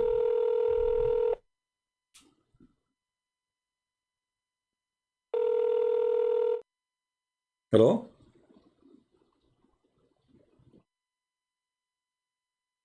Hello? Hey, CP. Hey, Sam, how are you, my friend? Brother, I am sorry. I didn't mean to disturb you. I know you're doing great. The only reason why I called is because I have a quote from the Muslim translators of Ibn Majah, Okay. Darus Salam. They translate Sunan Ibn Majah, right? All right. Can you hear me? Yes, I hear Yeah, you. here, I want to just read it for you because it confirms. Okay. This comes from you can also find it online for free on kalamallah.com, but it's the English translation of Sunan Ibn Majah by Darus Salam, volume 3, page 57. Here, this is the quotation, CP. I just wanted to give it to you to the Muslims don't lie. Can you pause it for me Nikah, can you pause it for me? nikah, Can you pause it for me in the Paltalk? where? In the Paltalk chat. Oh, yeah, sure. Yeah. That will save me from going. Yes, for you? Yes, right now. Yeah. Okay, yeah. Let me get it for you right here. Do you want me to read it or you want to read it? No, you read it, but just give me so I can show it on the screen so people they can read with us. Okay, good. Here you go, brother. Here you go. That's it right there. You got it? Okay, I got it. Okay, now I'll read. Nikah linguistically means to unite, to bring together. The real, literal meaning of nikah is to have sexual intercourse. And the metaphorical, meaning that's not the literal, meaning of nikah is the bond of marriage. So there you go, my brother. Yeah. Any Muslim have any comment? That's it. That's it for me. Yeah, this is what we are saying since, okay. So I'm going to let you go and let you speak. Yeah. All right. Thank you very much. Thank you. Okay, bro. I love you. God bless you. Thank you. Bye-bye. Peace. Any Muslim have a comment?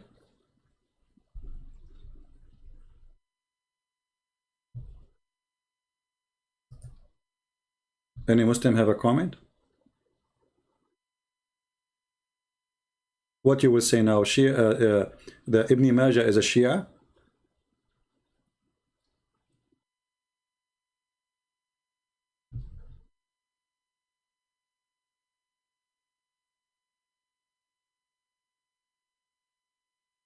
Anyone?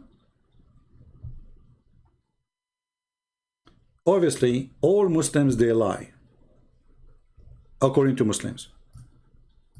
So it doesn't matter how many references we show them that the word nikah means sexual intercourse. And metaphorically, according to this statement here, the meaning of nikah is bond of marriage. Metaphorically. Any Muslim have an objection? So how the F word became metaphorically marriage? That is the challenge.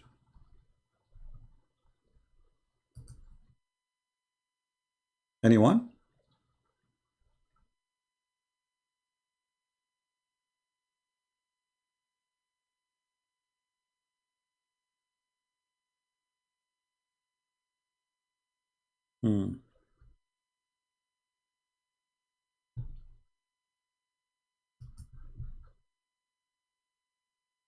Why the Muslim don't call us?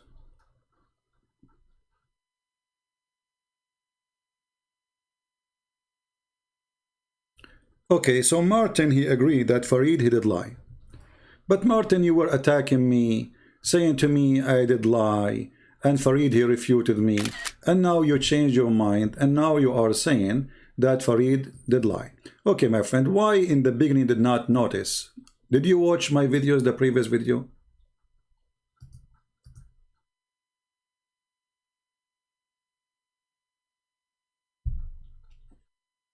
I accept your apology.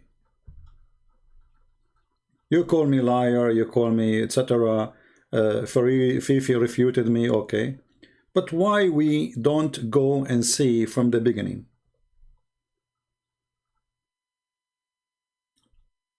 Are you leaving Islam, Bashar?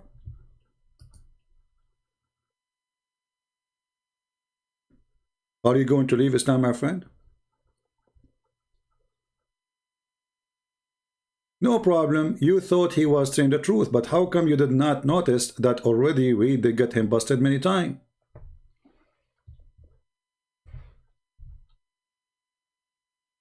You see, because they are desperate, because they have a cult, they try to make their cult legitimate.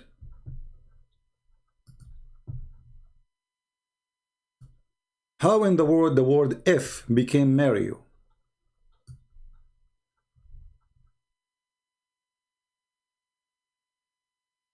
Sam, if you are listening to me, if you can give me the link for that thing in Paltalk, please give it to me, because Google give me a hard time to find.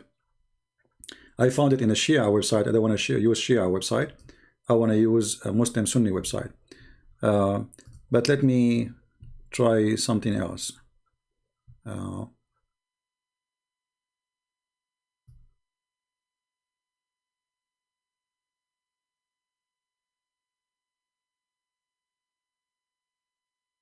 You know, we can prove this many ways. It's a filthy cult, disgusting cult.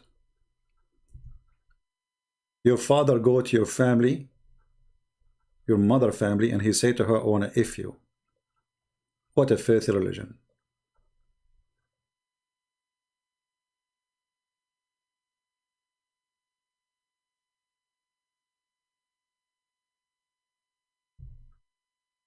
Do we have any Muslim would like to call us?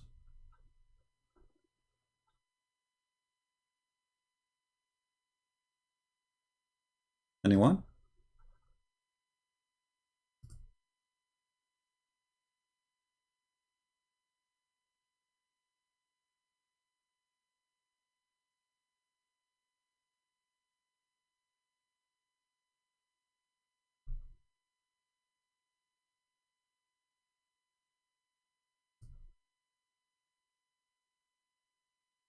Who decided to leave Islam today, additional to those who left Islam already?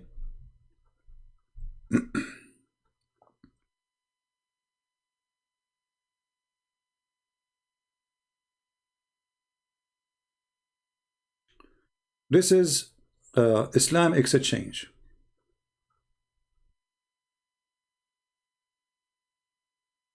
This is a Muslim website.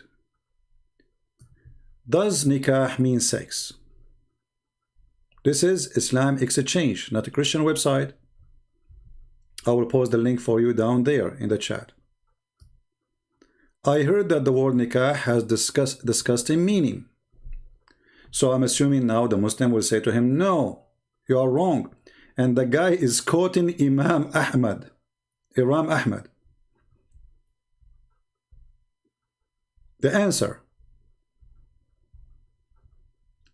This is the answer, guys. It means either.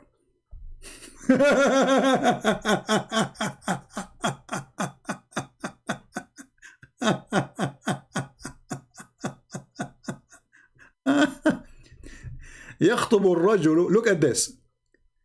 The man, he engaged to the women, which means he married her. The man, he married his daughter to somebody, and then, or somebody marry a daughter of somebody, and then he pay her dowry, and then he if her. So marriage have nothing to do with the word nikah. Nikah is the action you do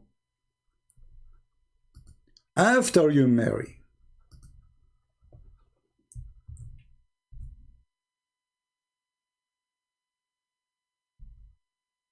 Let us read together. This is Al-Bukhari, and this is the Muslim translation, which is very funny. It says, look at the Muslim translation, trying to make it look nicer.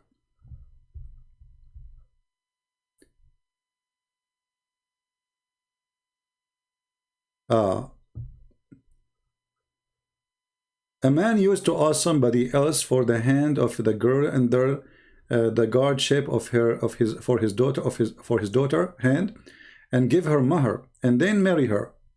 Okay, marry her. Is it really marry? Let us see. We will find out.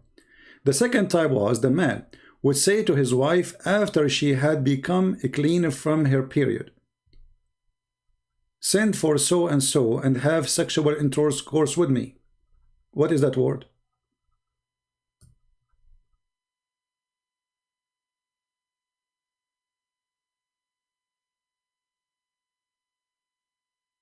Nikah.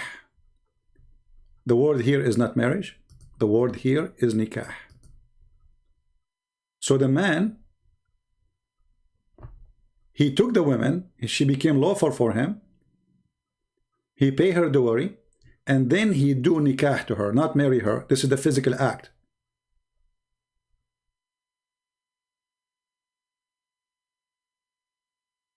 And then here he says,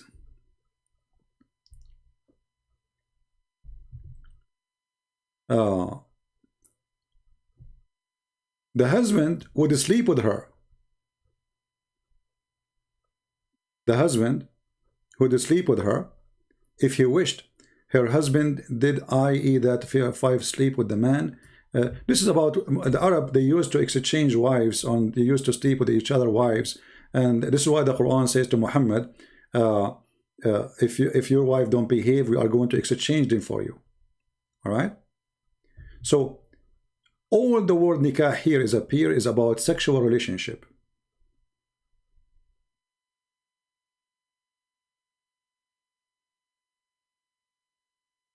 Look what the Arabic saying. When Muhammad he became a prophet, he destroyed the nikah of al-jahiliyyah, which means the effing system before Islam. If it's marriage, it's marriage. So it's not marriage. And here they are showing him why it is the same word. It is used for marriage and with intercourse.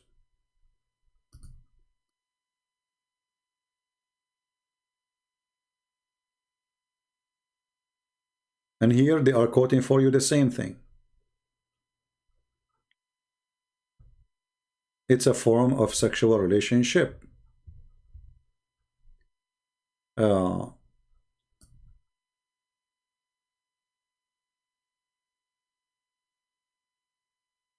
Here he is quoting the Quran. Here they are quoting other verse from the Quran. Other verse from the Quran, etc. Very funny religion and very disgusting. Let us see if we have a Muslim contacting us. All right, our brother Sam Shamoun, he just posted for me the link. Let us open it. And we will share it with you guys so you can see it. All right.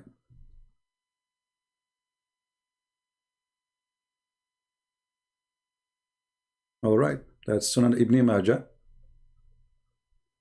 This is the link. This is what Sunan Ibn Majah. Now, I'm not sure where we will find the link. Hold on. The rest. Page number 57. Hold on, Sam. Page number 57. Okay, page number 57.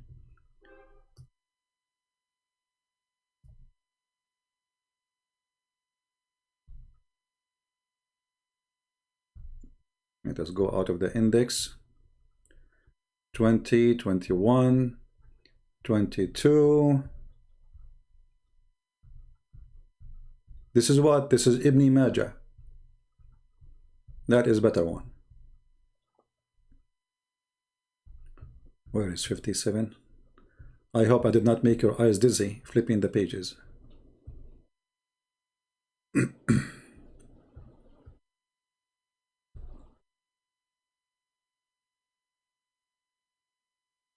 Okay, here we go. We are in 57.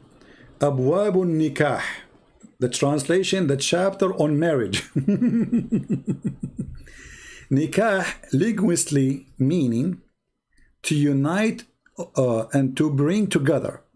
The real literal meaning of nikah is to have sexual intercourse.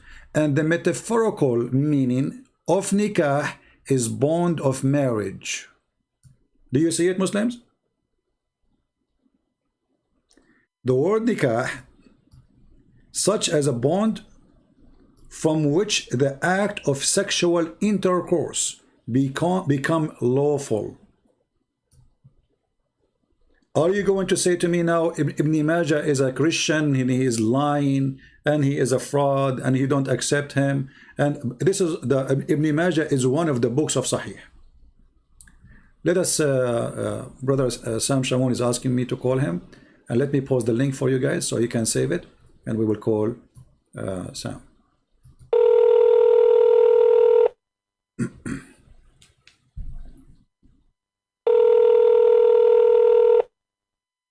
Ibn Majah is one Sorry, of the brother, books of hold on. Sahih. Mute, Yeah. No, mute. I was going to tell you the page number. You got it already, brother. That's okay. Yeah, but Sam, you speak English better than me. I read it in Arabic, and Yes. okay, when they say here that nikah is to have sexual intercourse, and metaphorical mean, what metaphorical meaning? What is that metaphorical? Metaphorical means it's not giving you the actual meaning.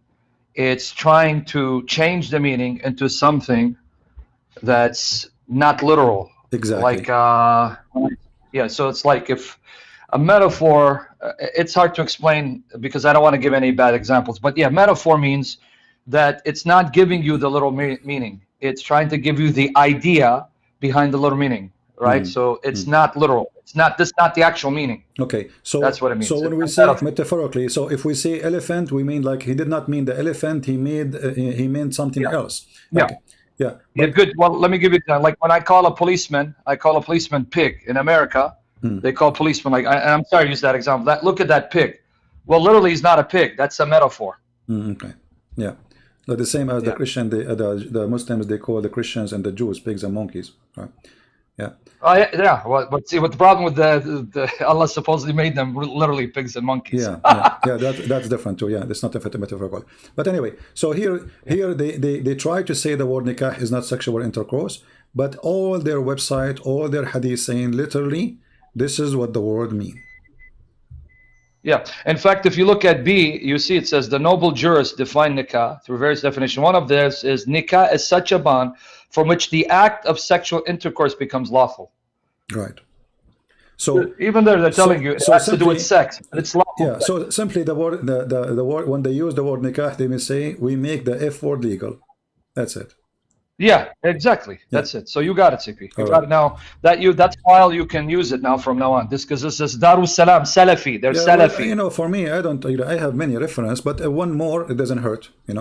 One more doesn't hurt. Yeah, for the people who don't read Arabic, it's right in front of them. Exactly. In English. And I will post the link for those people who want to save the link and see it. That's right. So the Muslims. Love you, brother. You are a warrior. You are a lion. God bless you, brother. Thank you, Sam. Thank you. God bless. Take care. Actually, I need to shorten the link. The link is so long. Did not go through in YouTube. Let us see. I need to shorten it.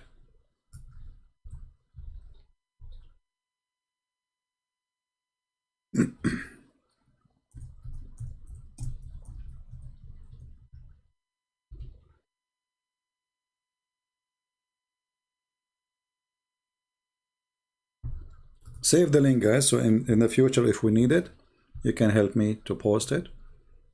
For me, usually I don't save link really because I mean, if I keep saving links in my bookmark, I will have like millions. And then it's going to take me more time to find the link in my bookmark to find it from the internet.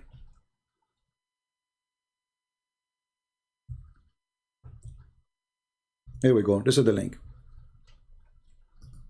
We gave it to you. I hope you guys will save it. And I'm going to save it here too. Exceptional.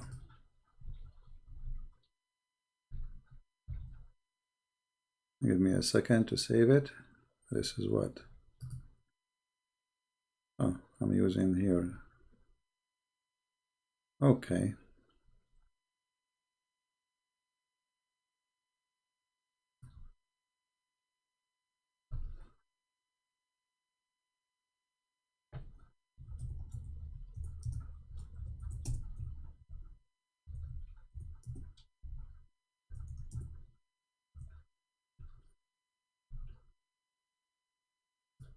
All right. Do we have any Muslim want to say anything? Anyone?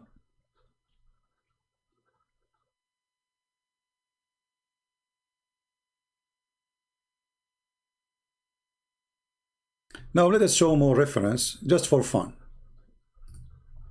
Just for fun. Okay, not limited to. When Muhammad he explained and he make it clear in the Quran that shaitan he have babies,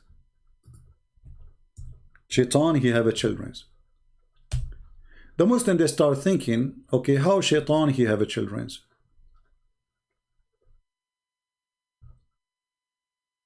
I mean, put yourself in the shoes of a Muhammadan, and somebody told you shaitan he have babies. You start asking, how shaitan get his baby? Do he have a wife?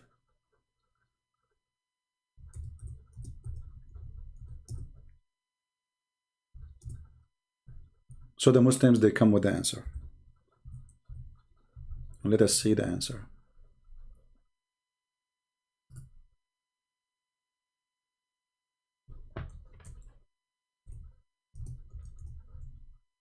I will put it for you on the screen in a few minutes. In a minute.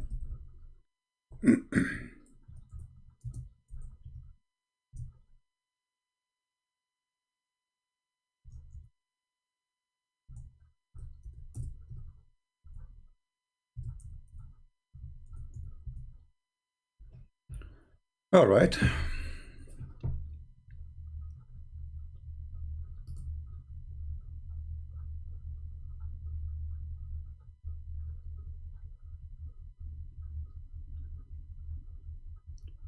Let us see. There we go.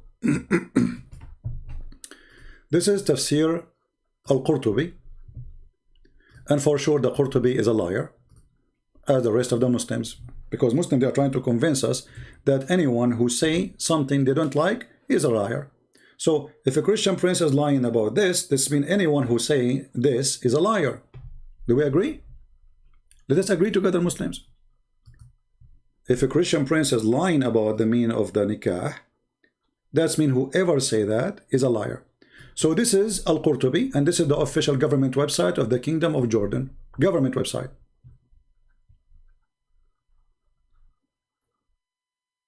Verse number 18, chapter number 18, verse number 50. Be my witness. We go down here, it says, and it says that in Allah تعالى خلق له في فخذه اليمنى ذكرا وفي اليسرى فرجا فهو ينكح هذا بهذا. Translation. And it said that Allah he created for him, which means shaitan, in his right thigh a penis, and his left thigh a vagina. So he do nikah by this to that.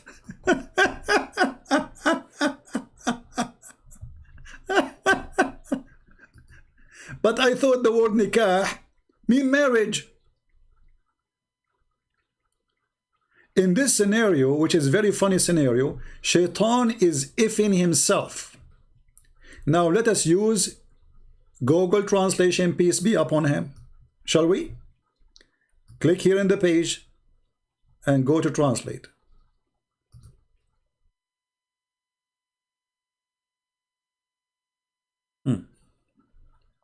And then, by the way, shaitan, he laid down 10 eggs. Have you ever heard of, I mean, the most silly cult, stupid religion. Shaitan, he have, look, they said, a man, he asked, does shaitan have a wife? I said, this is a wedding that I have not witnessed.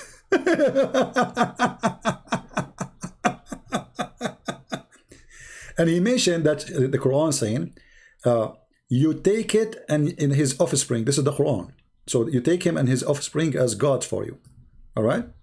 Mujahid said, not Christian prince. Mujahid said, not Christian prince. Listen carefully. Mujahid said, if Satan inserted his vagina into his vagina, then he laid down 5 eggs. What the word inserted? This is nikah.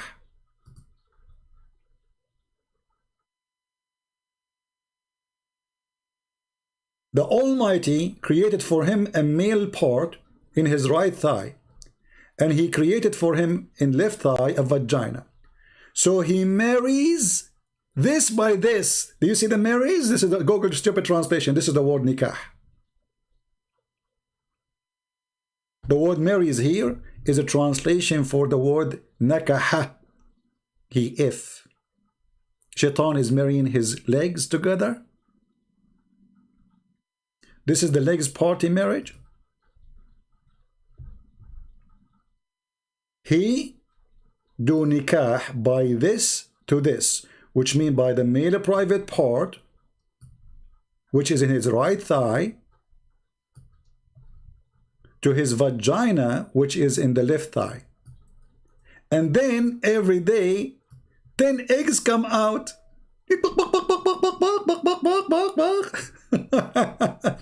And from each egg 70 devils and female devil come out. Look, look, look, look, look. So only the first shaitan, he have a penis in the right thigh, and he have a vagina. The second, they are female and female. You know, the gender right away changed. The first shaitan, he is a male and female in the same time. He have a penis. You see how they found the solution? This is how easy. Okay, how shaitan have children? We need to explain that to the people. Very easy. Shaitan, he have a penis in the right thigh, and he have a vagina in the right. So you see, they put them too close together. So imagine they put the penis of the shaitan in his back, and then they made the vagina in his chest. Doesn't work. So they have them in the front of each other in the thigh, so that he can just shake it and bake it. It doesn't say that, CP.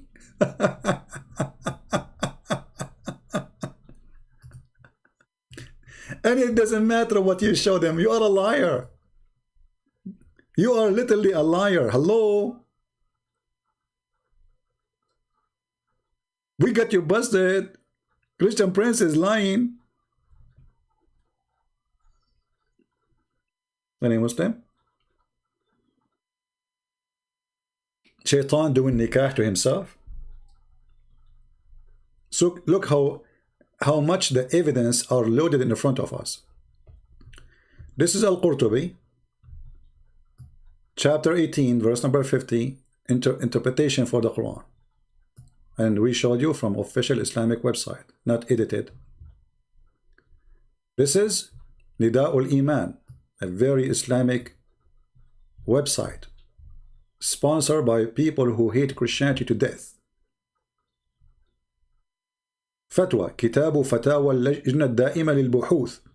This is the fatwas of the highest scholars of Islam in Saudi Arabia. And those are official. This is not kids. Muslim, they go upon this by the letter. If somebody have a problem, he go here, check it out, and see what he should do. So here the question is, what is the situation for the one who do nikah to his hand? So if nikah mean marriage, that's mean the question is, what is the situation for somebody marry his hand? And then all Islamic websites agree that literally the word sexual intercourse is nikah. Here we go. You want to refute what, you dummy? And then you go and you lie. We say we Christian, we use the same thing. Shame on you.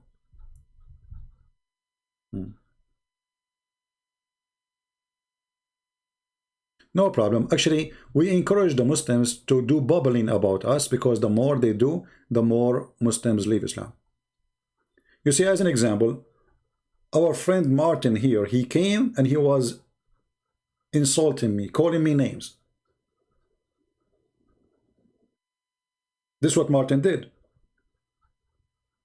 20 minutes after, Martin, he agreed that they did lie.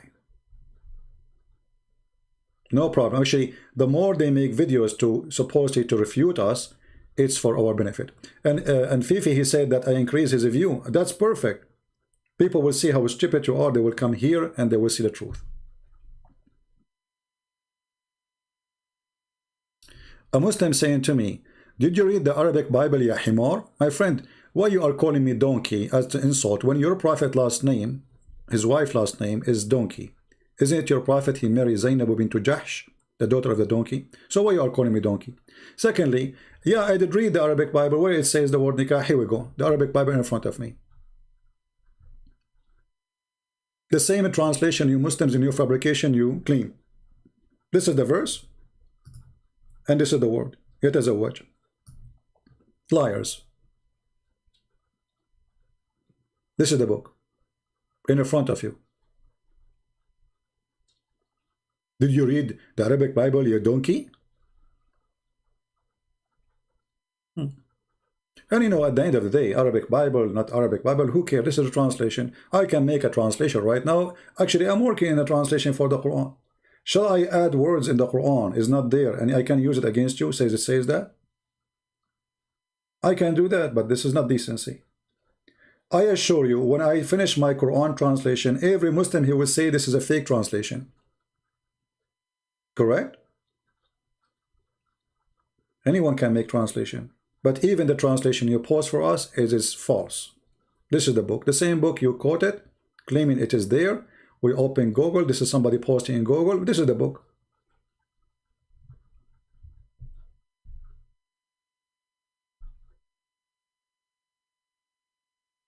Will Saudi ever get questioned by other government over this book?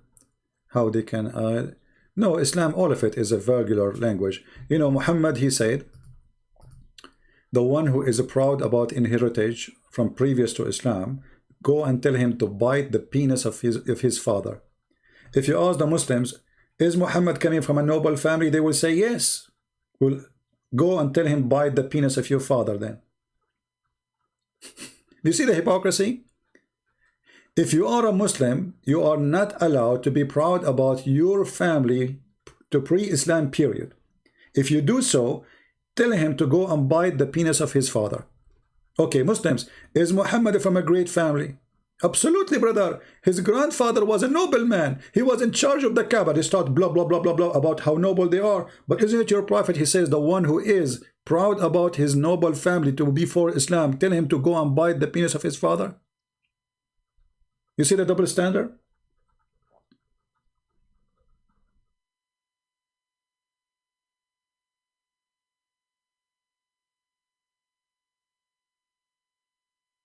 Double standard, because either you cannot do it to anybody, and especially Muhammad family, all of them, they are kuffar. They are not Muslims.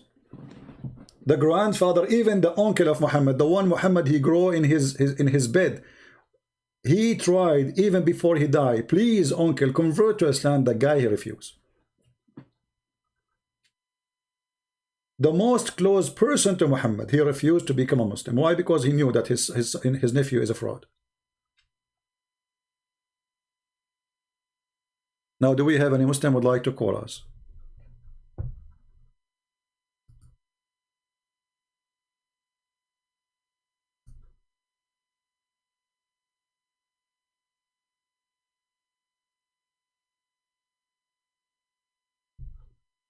Anyone?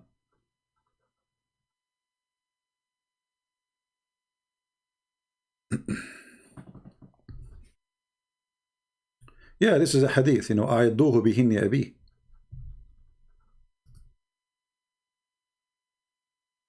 Tell him, go and bite the penis of your father.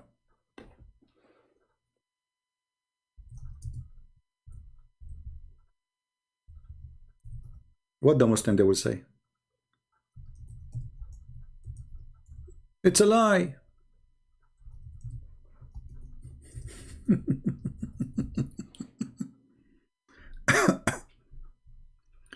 Abu Bakr, I mean, all of them, they have a filthy language.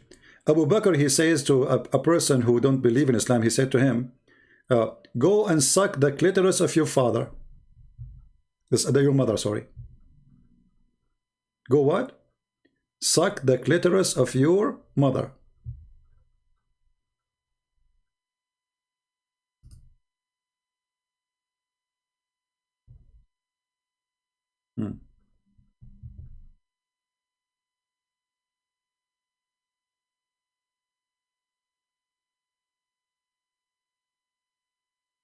Let me find the hadith for you.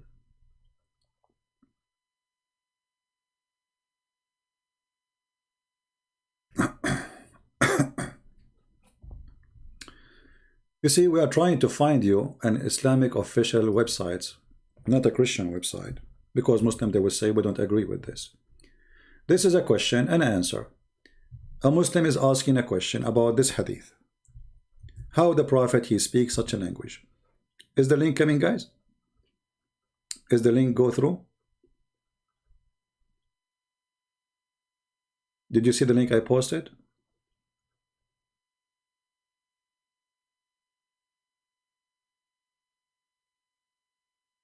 Yeah, that's what I meant actually, is suck the clitoris of a lad. Yeah, maybe I said mother, maybe my mistake. Read with me the question. Detailed discussion about the hadith. Tell him to bite his father male member, penis. And refutation of those who say this is a gratuitously obscene speech. So they are not refuting the hadith is not true. They are saying this is not, why you are saying this is obscene, you know. The Muslim should not pay attention to the slander against of our Prophet Muhammad, bless him. May he exalted, praise him in his supplement, a character, blah blah blah blah blah blah blah blah blah. The question is, did he say that or not? Secondly, the Prophet, he was more shy than a virgin. He was more shy than a virgin. The Prophet was more shy than a virgin.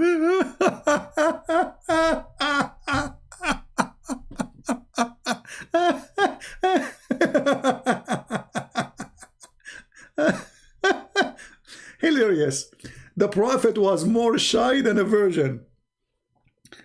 What? Yes, brother. Prophet was shy. He's so shy. He's a shy girl, you know. The Prophet, he never had sex. The Prophet, he didn't know even how to have sex. The Prophet, it took him 10 hours to take off his panty. The Prophet, like, he don't know what to say. He did not know what to do. The Prophet was so shy, brother. He is so shy. Like, come on. What are you talking about? The Prophet, do you know what are you talking about? The Prophet is the most shy person. Like, come on, what's wrong with you? He is more shy than a virgin. Look how shy she is, Prophet Muhammad. The Prophet was shy. F her. Did you, even in there's a hadith says, did you aniktaha? Did you F her? And look, the question is, did he say that or not? Because they cannot say, he did not say that. They want to say, they want to give you a presentation. He was shy. He was very decent. He was a very nice person. He was a blah, blah, blah, blah. This is not the question. Did he say that or not?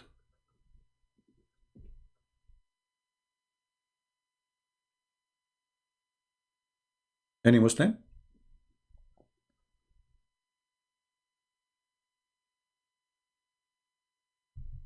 Here we go. This is the reference in their website. They are quoting the same hadith.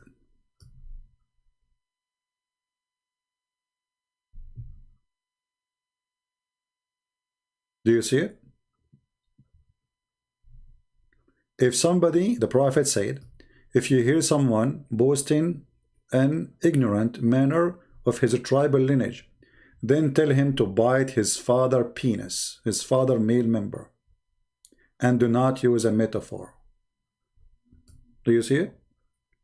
The Prophet is shy. The Prophet is shy. Okay. Huh?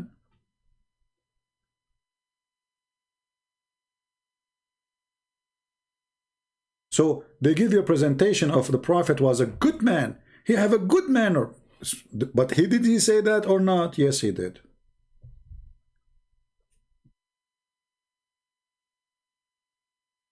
But we understand the Prophet is so shy.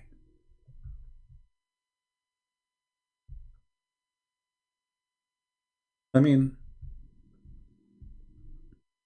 very shy Prophet. We have to admit. He was shy when he took off the panty of Aisha. It's not Aisha who was shy. It was Muhammad who was shy. Like Aisha, she come to him, says, come on, take off your panty. Muhammad say, come on, don't do that. And then Aisha, she convinced him, I will give you some candies if you take off your panties. Because he's so shy. Like he looked like, what? No, no, no, don't touch me. Put your hand away. Aisha, she looked at him, hey Muhammad, come on, I'm 6 years old and you are 54 years old. Like, come on. Don't touch me. I will tell your mom, okay? I will tell my mom. I swear by Allah. The Prophet was so shy.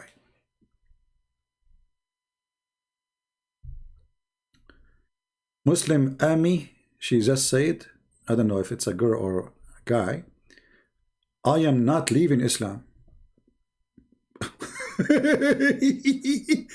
You know, Ami, I think this is the first sign that you are leaving Islam already. You are struggling.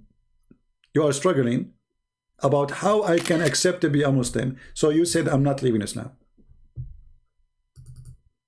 Obviously, you are leaving Islam. Otherwise, you will not say that sentence. Because why something is impossible to happen, even come into your thought, unless it is possible to do it very soon. All those who watch my videos, in the beginning, they say, I'm not leaving Islam. And then they leave Islam.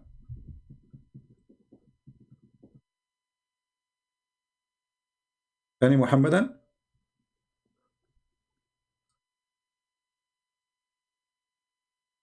And if you are a girl and you want to stay as a Muslim, your name is Muslim Army, well, not Ami. Sorry, it's my fault. See, sometimes I read English the same as Muhammad when he read Arabic. Muslim Army. Okay.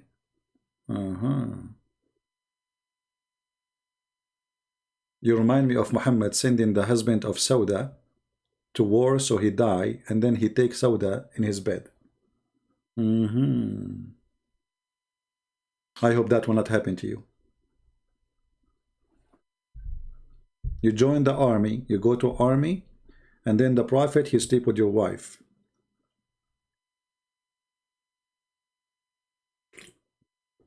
My English is cute. Okay, are you insulting me now? According to Oxford University and Lamborghini University, which is very well-known university in Tashkent, you know, in Lahore, Brazil, says that my English is the most wonderful English in history. Actually, right now, as we speak, there's Muslims making videos about my English. Do you see how powerful it is? Hey, Christian Prince, say the word narrator. What do you mean my English is so cute? We are the Arab. We are the one who created English. Shakespeare, his real name is Shakespeare. Do you see everything in this world is created by us?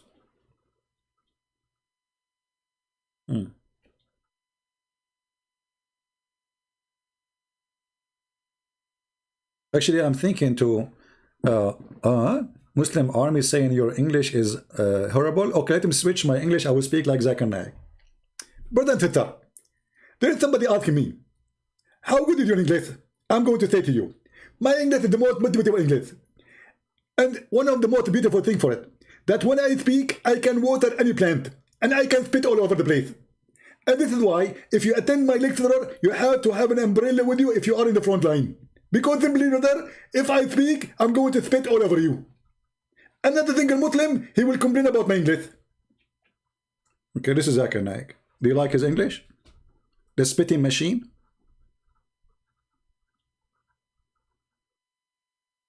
Are you there? How come you Muslim don't complain about Zakir Naik? The spitting machine. The sister there have a good point. Is asking a question. Sister, you have a good point there. Why there is no movement in the Prophet of Islam? The answer is very simple. First, it's not logical. Because if a woman to become a prophet, they have to do what we do. And if they do what we do, then they have to bend over. And if they bend over, that will disturb the congregation. What? If the woman she do bend over, the Muslim will forget about Allah, they will look at her ass? What about Zakir Naik Arabic? He said the word whore is male and female. The word whore is male and female. So you Muslims will have sex with male whore too? That's a good thing. Any Abdul?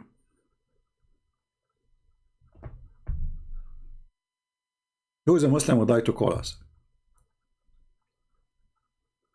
You see, if you are sure that Islam is a good religion and you can refute us, the easiest thing to do is to call us and prove this person to be not telling the truth. You want to prove him liar, you want to prove him whatever you want. But just shouting, making videos to refute me by speaking to yourself, it doesn't make sense. I'm inviting you to call me. I'm inviting those who don't agree with me, those who call me liar. Why we cannot do that? They don't want to do that. They can call me whatever they want, you know. We just showed him Ibn Majah. Is Ibn Majah a liar? Is Ibn Majah a liar? Why Ibn Majah will lie? Huh?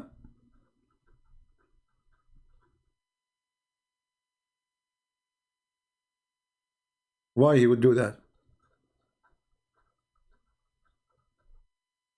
Anyone, Al-Qurtubi, is Al-Qurtubi a liar? Look like all those who say things Muslims don't agree with it, they are liars.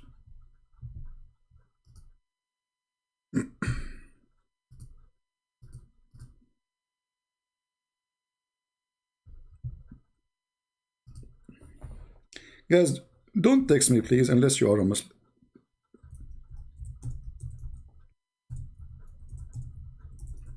I keep receiving messages of people want to talk. What I would do with you? Are we going to debate? You know, we want somebody, if we use, you know, I mean, if we talk to him, people, they can learn either from his talk or from my talk something. A person, he can prove me wrong, or he can, you know, prove us. This is what the point of this broadcast is, that you can say what you want and I can say what I want, and then people will see the truth and the truth will set you free, right?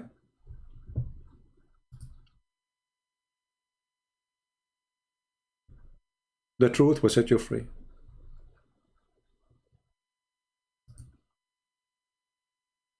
The book of Ibn Majah, proving them to be lying. The book of Al-Qurtubi, proving them to be lying. Al-Islam.org, proving them to be lying. But we now need to do more. Any Muslim would like to call us. Look like today it's slow and we have only 700 something here. Where is everybody?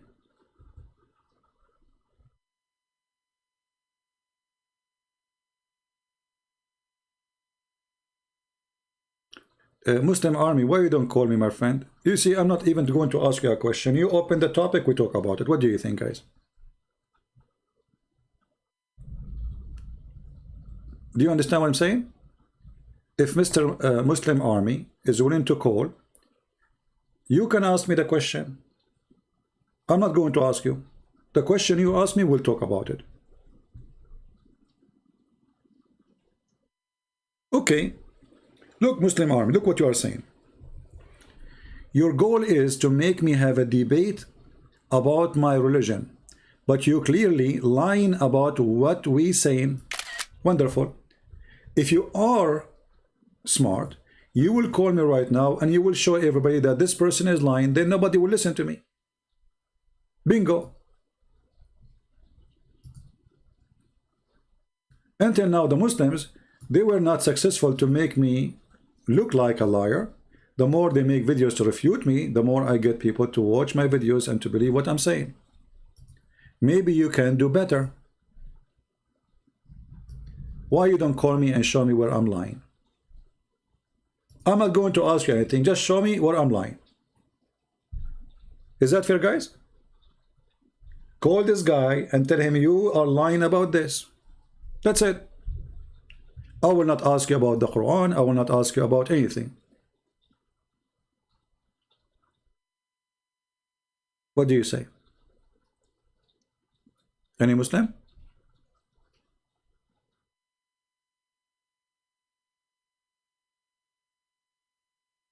Why Islam as a religion fear questions? As long as you can refute this, easy, then there is no problem. It's easy. Just do what you need to do.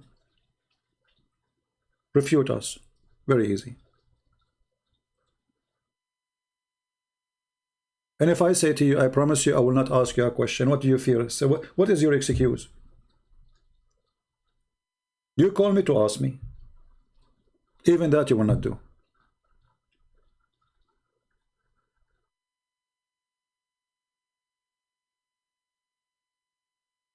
Right?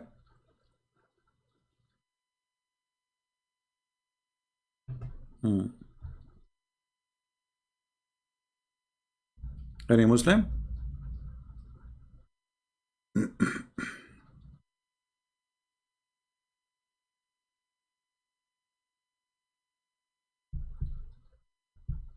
Nobody?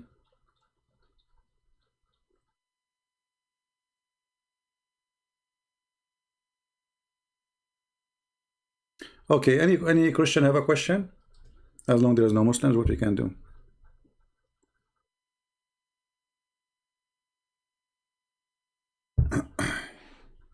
Anyone? Forget about the Muslims, they will not call us, what we can do? He said they will call? All right.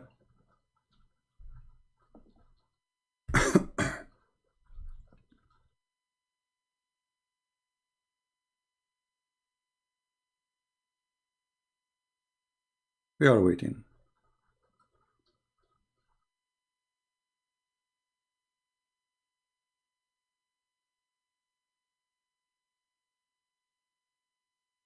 Yesterday, the dummy Abbas, he was saying in the chat, he said, Christian Prince, if you call him, he will speak over your voice. So you speak over my voice too.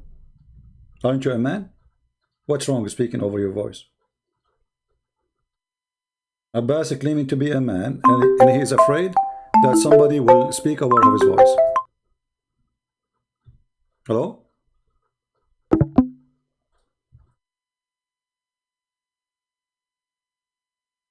I think this guy is not even a Muslim. I don't know.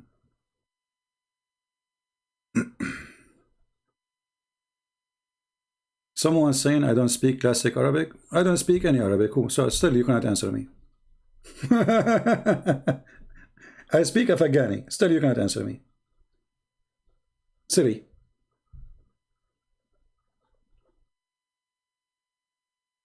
That's mean anyone who is a Muslim from Indonesia, he is not a Muslim. And he have no right to discuss anything because all of them don't speak Arabic. All the Muslims in Pakistan, all the Muslims in Afghanistan, all the Arab Muslims are very little tiny number. So if the one who don't speak Arabic, he have no nothing to say, that's mean all of them, they have nothing to say.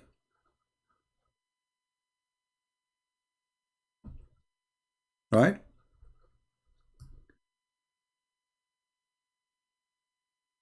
Anyone?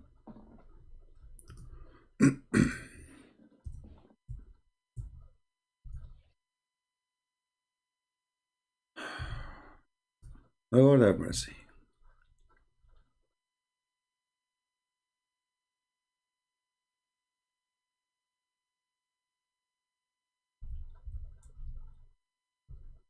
Let's see, we have a text.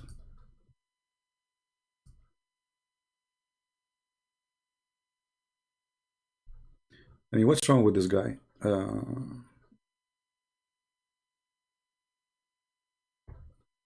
don't know.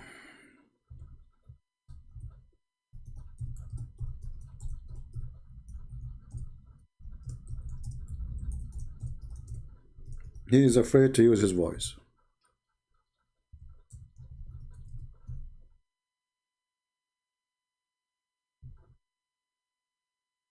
All right. What's his name? Martin. He is saying, what is John chapter 17, verse number 3 meaning? Well, you see, my friend, if you want to understand something in the Bible, you don't use only the phrase. You use the verses before it, the verses after it. Read the whole chapter, and even the whole book is better.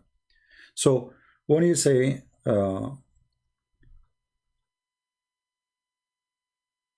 speaking about the eternal life, did you use the verse before it? Verse number 2? Because the verse before it speaking about eternal life too.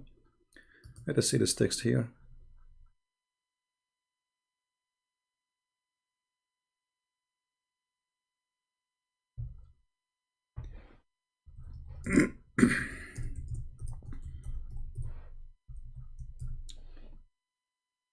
Let us see.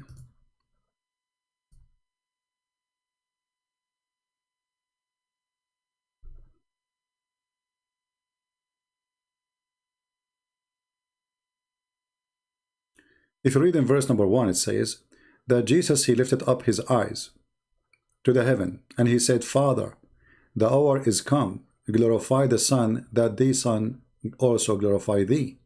So here you see that God the Father glorifying the Son.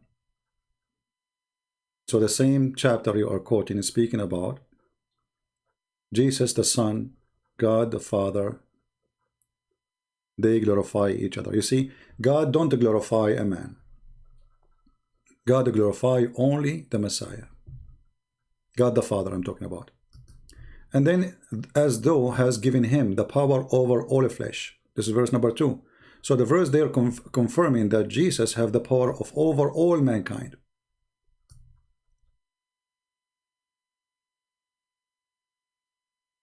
As what? As a prophet? The power over the flesh of everything is a power of God. Here you might say, okay, it says that he gave him, because he is son, the Father is giving the Son the power over the flesh. That he should give eternal life. Who is the one who give eternal life to people? Jesus. So what you did, because maybe you are quoting from a Muslim website, you jump for verse number 3, because you don't want to read the verses before it, where it says that Jesus in his hand is the eternal life.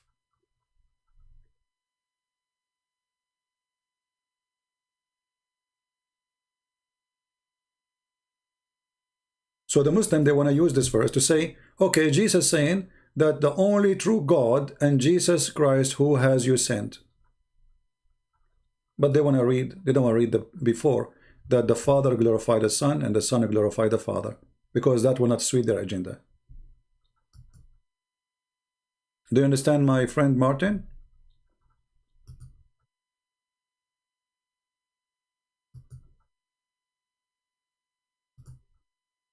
Very, this is what they do when they try to quote something to deceive you. They quote the verse and then they don't want to show you the rest of the story. I can do the same. You will say to me, this is not right.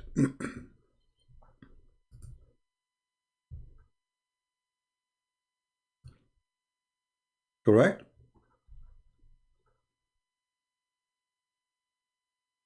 Who is the one who have the power over the life? All the life? Jesus. Who is the one who will send people to hell and to heaven? Jesus. This is eternal life. It's given to who? To Jesus. By who? By God the Father. He gave it to God the Son. So in order for me as a Muslim to prove something, I jump and go away from here, from the verse number 1 to verse number 3, and I will hide verse number 2 and verse number 1, and then I will show only verse number 3. I have glorified thee on the earth. I have finished the work which is given to me to do. And now, O Father, glorify thou me with thine own self, with the glory which I had with thee before the world was. Can we make it more clear?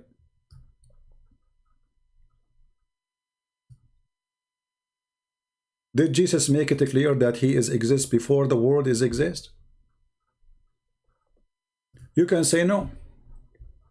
I say yes. Right? I will say yes. He just said that I am exist before the whole world is exist. So why we do not show all the verses before it and all the verses after it? Because those verses will prove that Jesus saying that he is God and he is exist before his birth, which means he is not a created. So in order to fulfill an agenda, we quote only little tiny verse from John, so we can, you know, spread an agenda. Are you there, Martin? When the Lord, he said that he is exist before all and everything with the Father, what does that mean? You tell me. You don't want to believe in Jesus, you believe in Jesus, this is your business. And now, Father, glorify thou me with thine own self, with the glory which I had with you before the world was. How more powerful we can bring verses to say Jesus saying it clearly that he is exist before anyone is exist.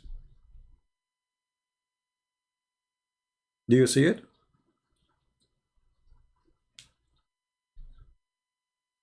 Are you there, my friend Martin?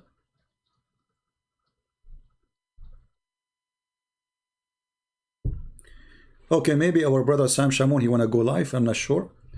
Then I will, if he wanna go live, I will stop soon, so people they can go and join him.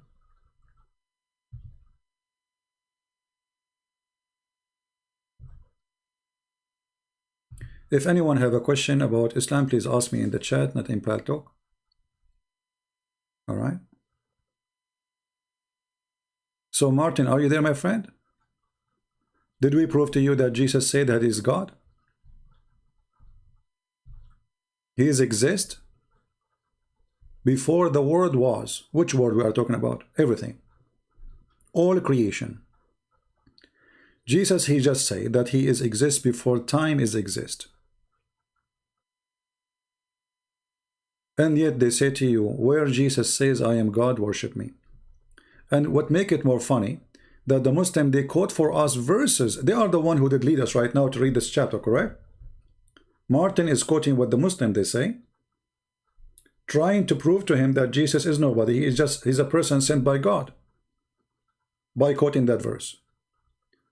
But by doing that, they led us to show that Jesus, he said it clearly, that the existence of the world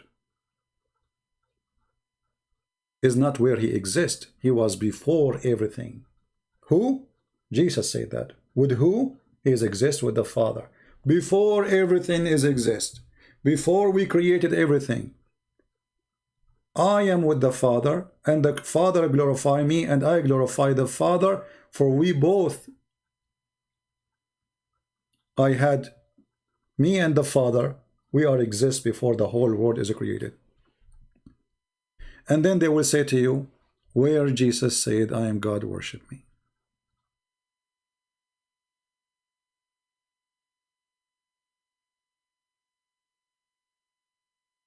Right? What do you want more proof? Anyway, I will stop here. And thank you, Martin, for joining us. I hope you will accept the Christ soon. And you will become a Christian. You will leave Islam. If you like to call me Martin, I will be happy.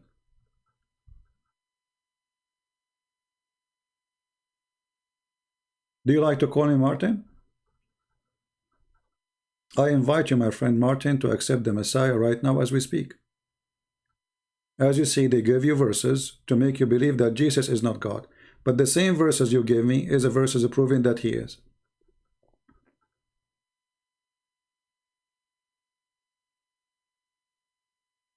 Yeah, well, you know, John, you know, the chapter of John, the same chapter they are quoting, is full of verses saying clearly that Jesus is God.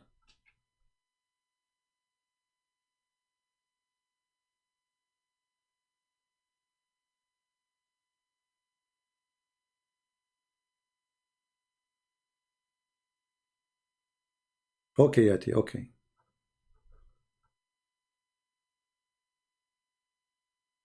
We got you. All right. I want to say thank you guys for being here. I know. You see, I say to myself, my voice is tired. I want to take a break from coming in, in here. But every day I cannot stop myself from coming. So pray I will be able to stop myself from coming for maybe a day or two, so we can take a break. All right. And now, as I heard that our brother Sam Shamoun is going to go live, I don't know how many of you would like to join him. Maybe the admin can post his live if he is going to go through. He's going to go soon, and people, they can join him in his broadcast. I cannot use Skype no more because Skype is very stupid program. If you are a person who texted me a year ago, I cannot see your text. It shows I have to go search for you, and I have tens of thousands of people. In Paltalk, I can control. I have a better control, about people texting me and calling. So in Paltalk, you have to text me first. I ask you, are you a Muslim? This is the only question I will ask you. If you say yes, I will call you. That's it. In Skype, there is no control. And people keep adding me, and at the pop window appear in my screen like crazy. All right. And if you can use Paltalk, why you don't use? Skype. Why you cannot use Paltalk? What is different for you? For me, there's a different. Anyway, thank you very much, everybody. May the Lord bless you all. Until we see you soon again, Christ is Lord, and we are happy for those who left Islam and they became Christians. Pray for Ahmed from Turkey, the person who sent email thanking us for what we do. For our sister Sahara, I think she's from Indonesia. She left Islam too. And many, many more. And Martin, who came here to call us names, and then he decided that the Muslims are lying to him. And I hope soon he will leave Islam and he will become a Christian. We pray to the Lord that all Muslims will see the truth, and the truth will set them free. We don't hate the Muslims, we hate the lies. The lies are our enemy, and that is the devil. He is the father of all lies. And Muhammad, there is no question that he is a liar, a false prophet and a deceiver. And we prove that every day. Thank you. God bless you. And we see you soon again. Take care.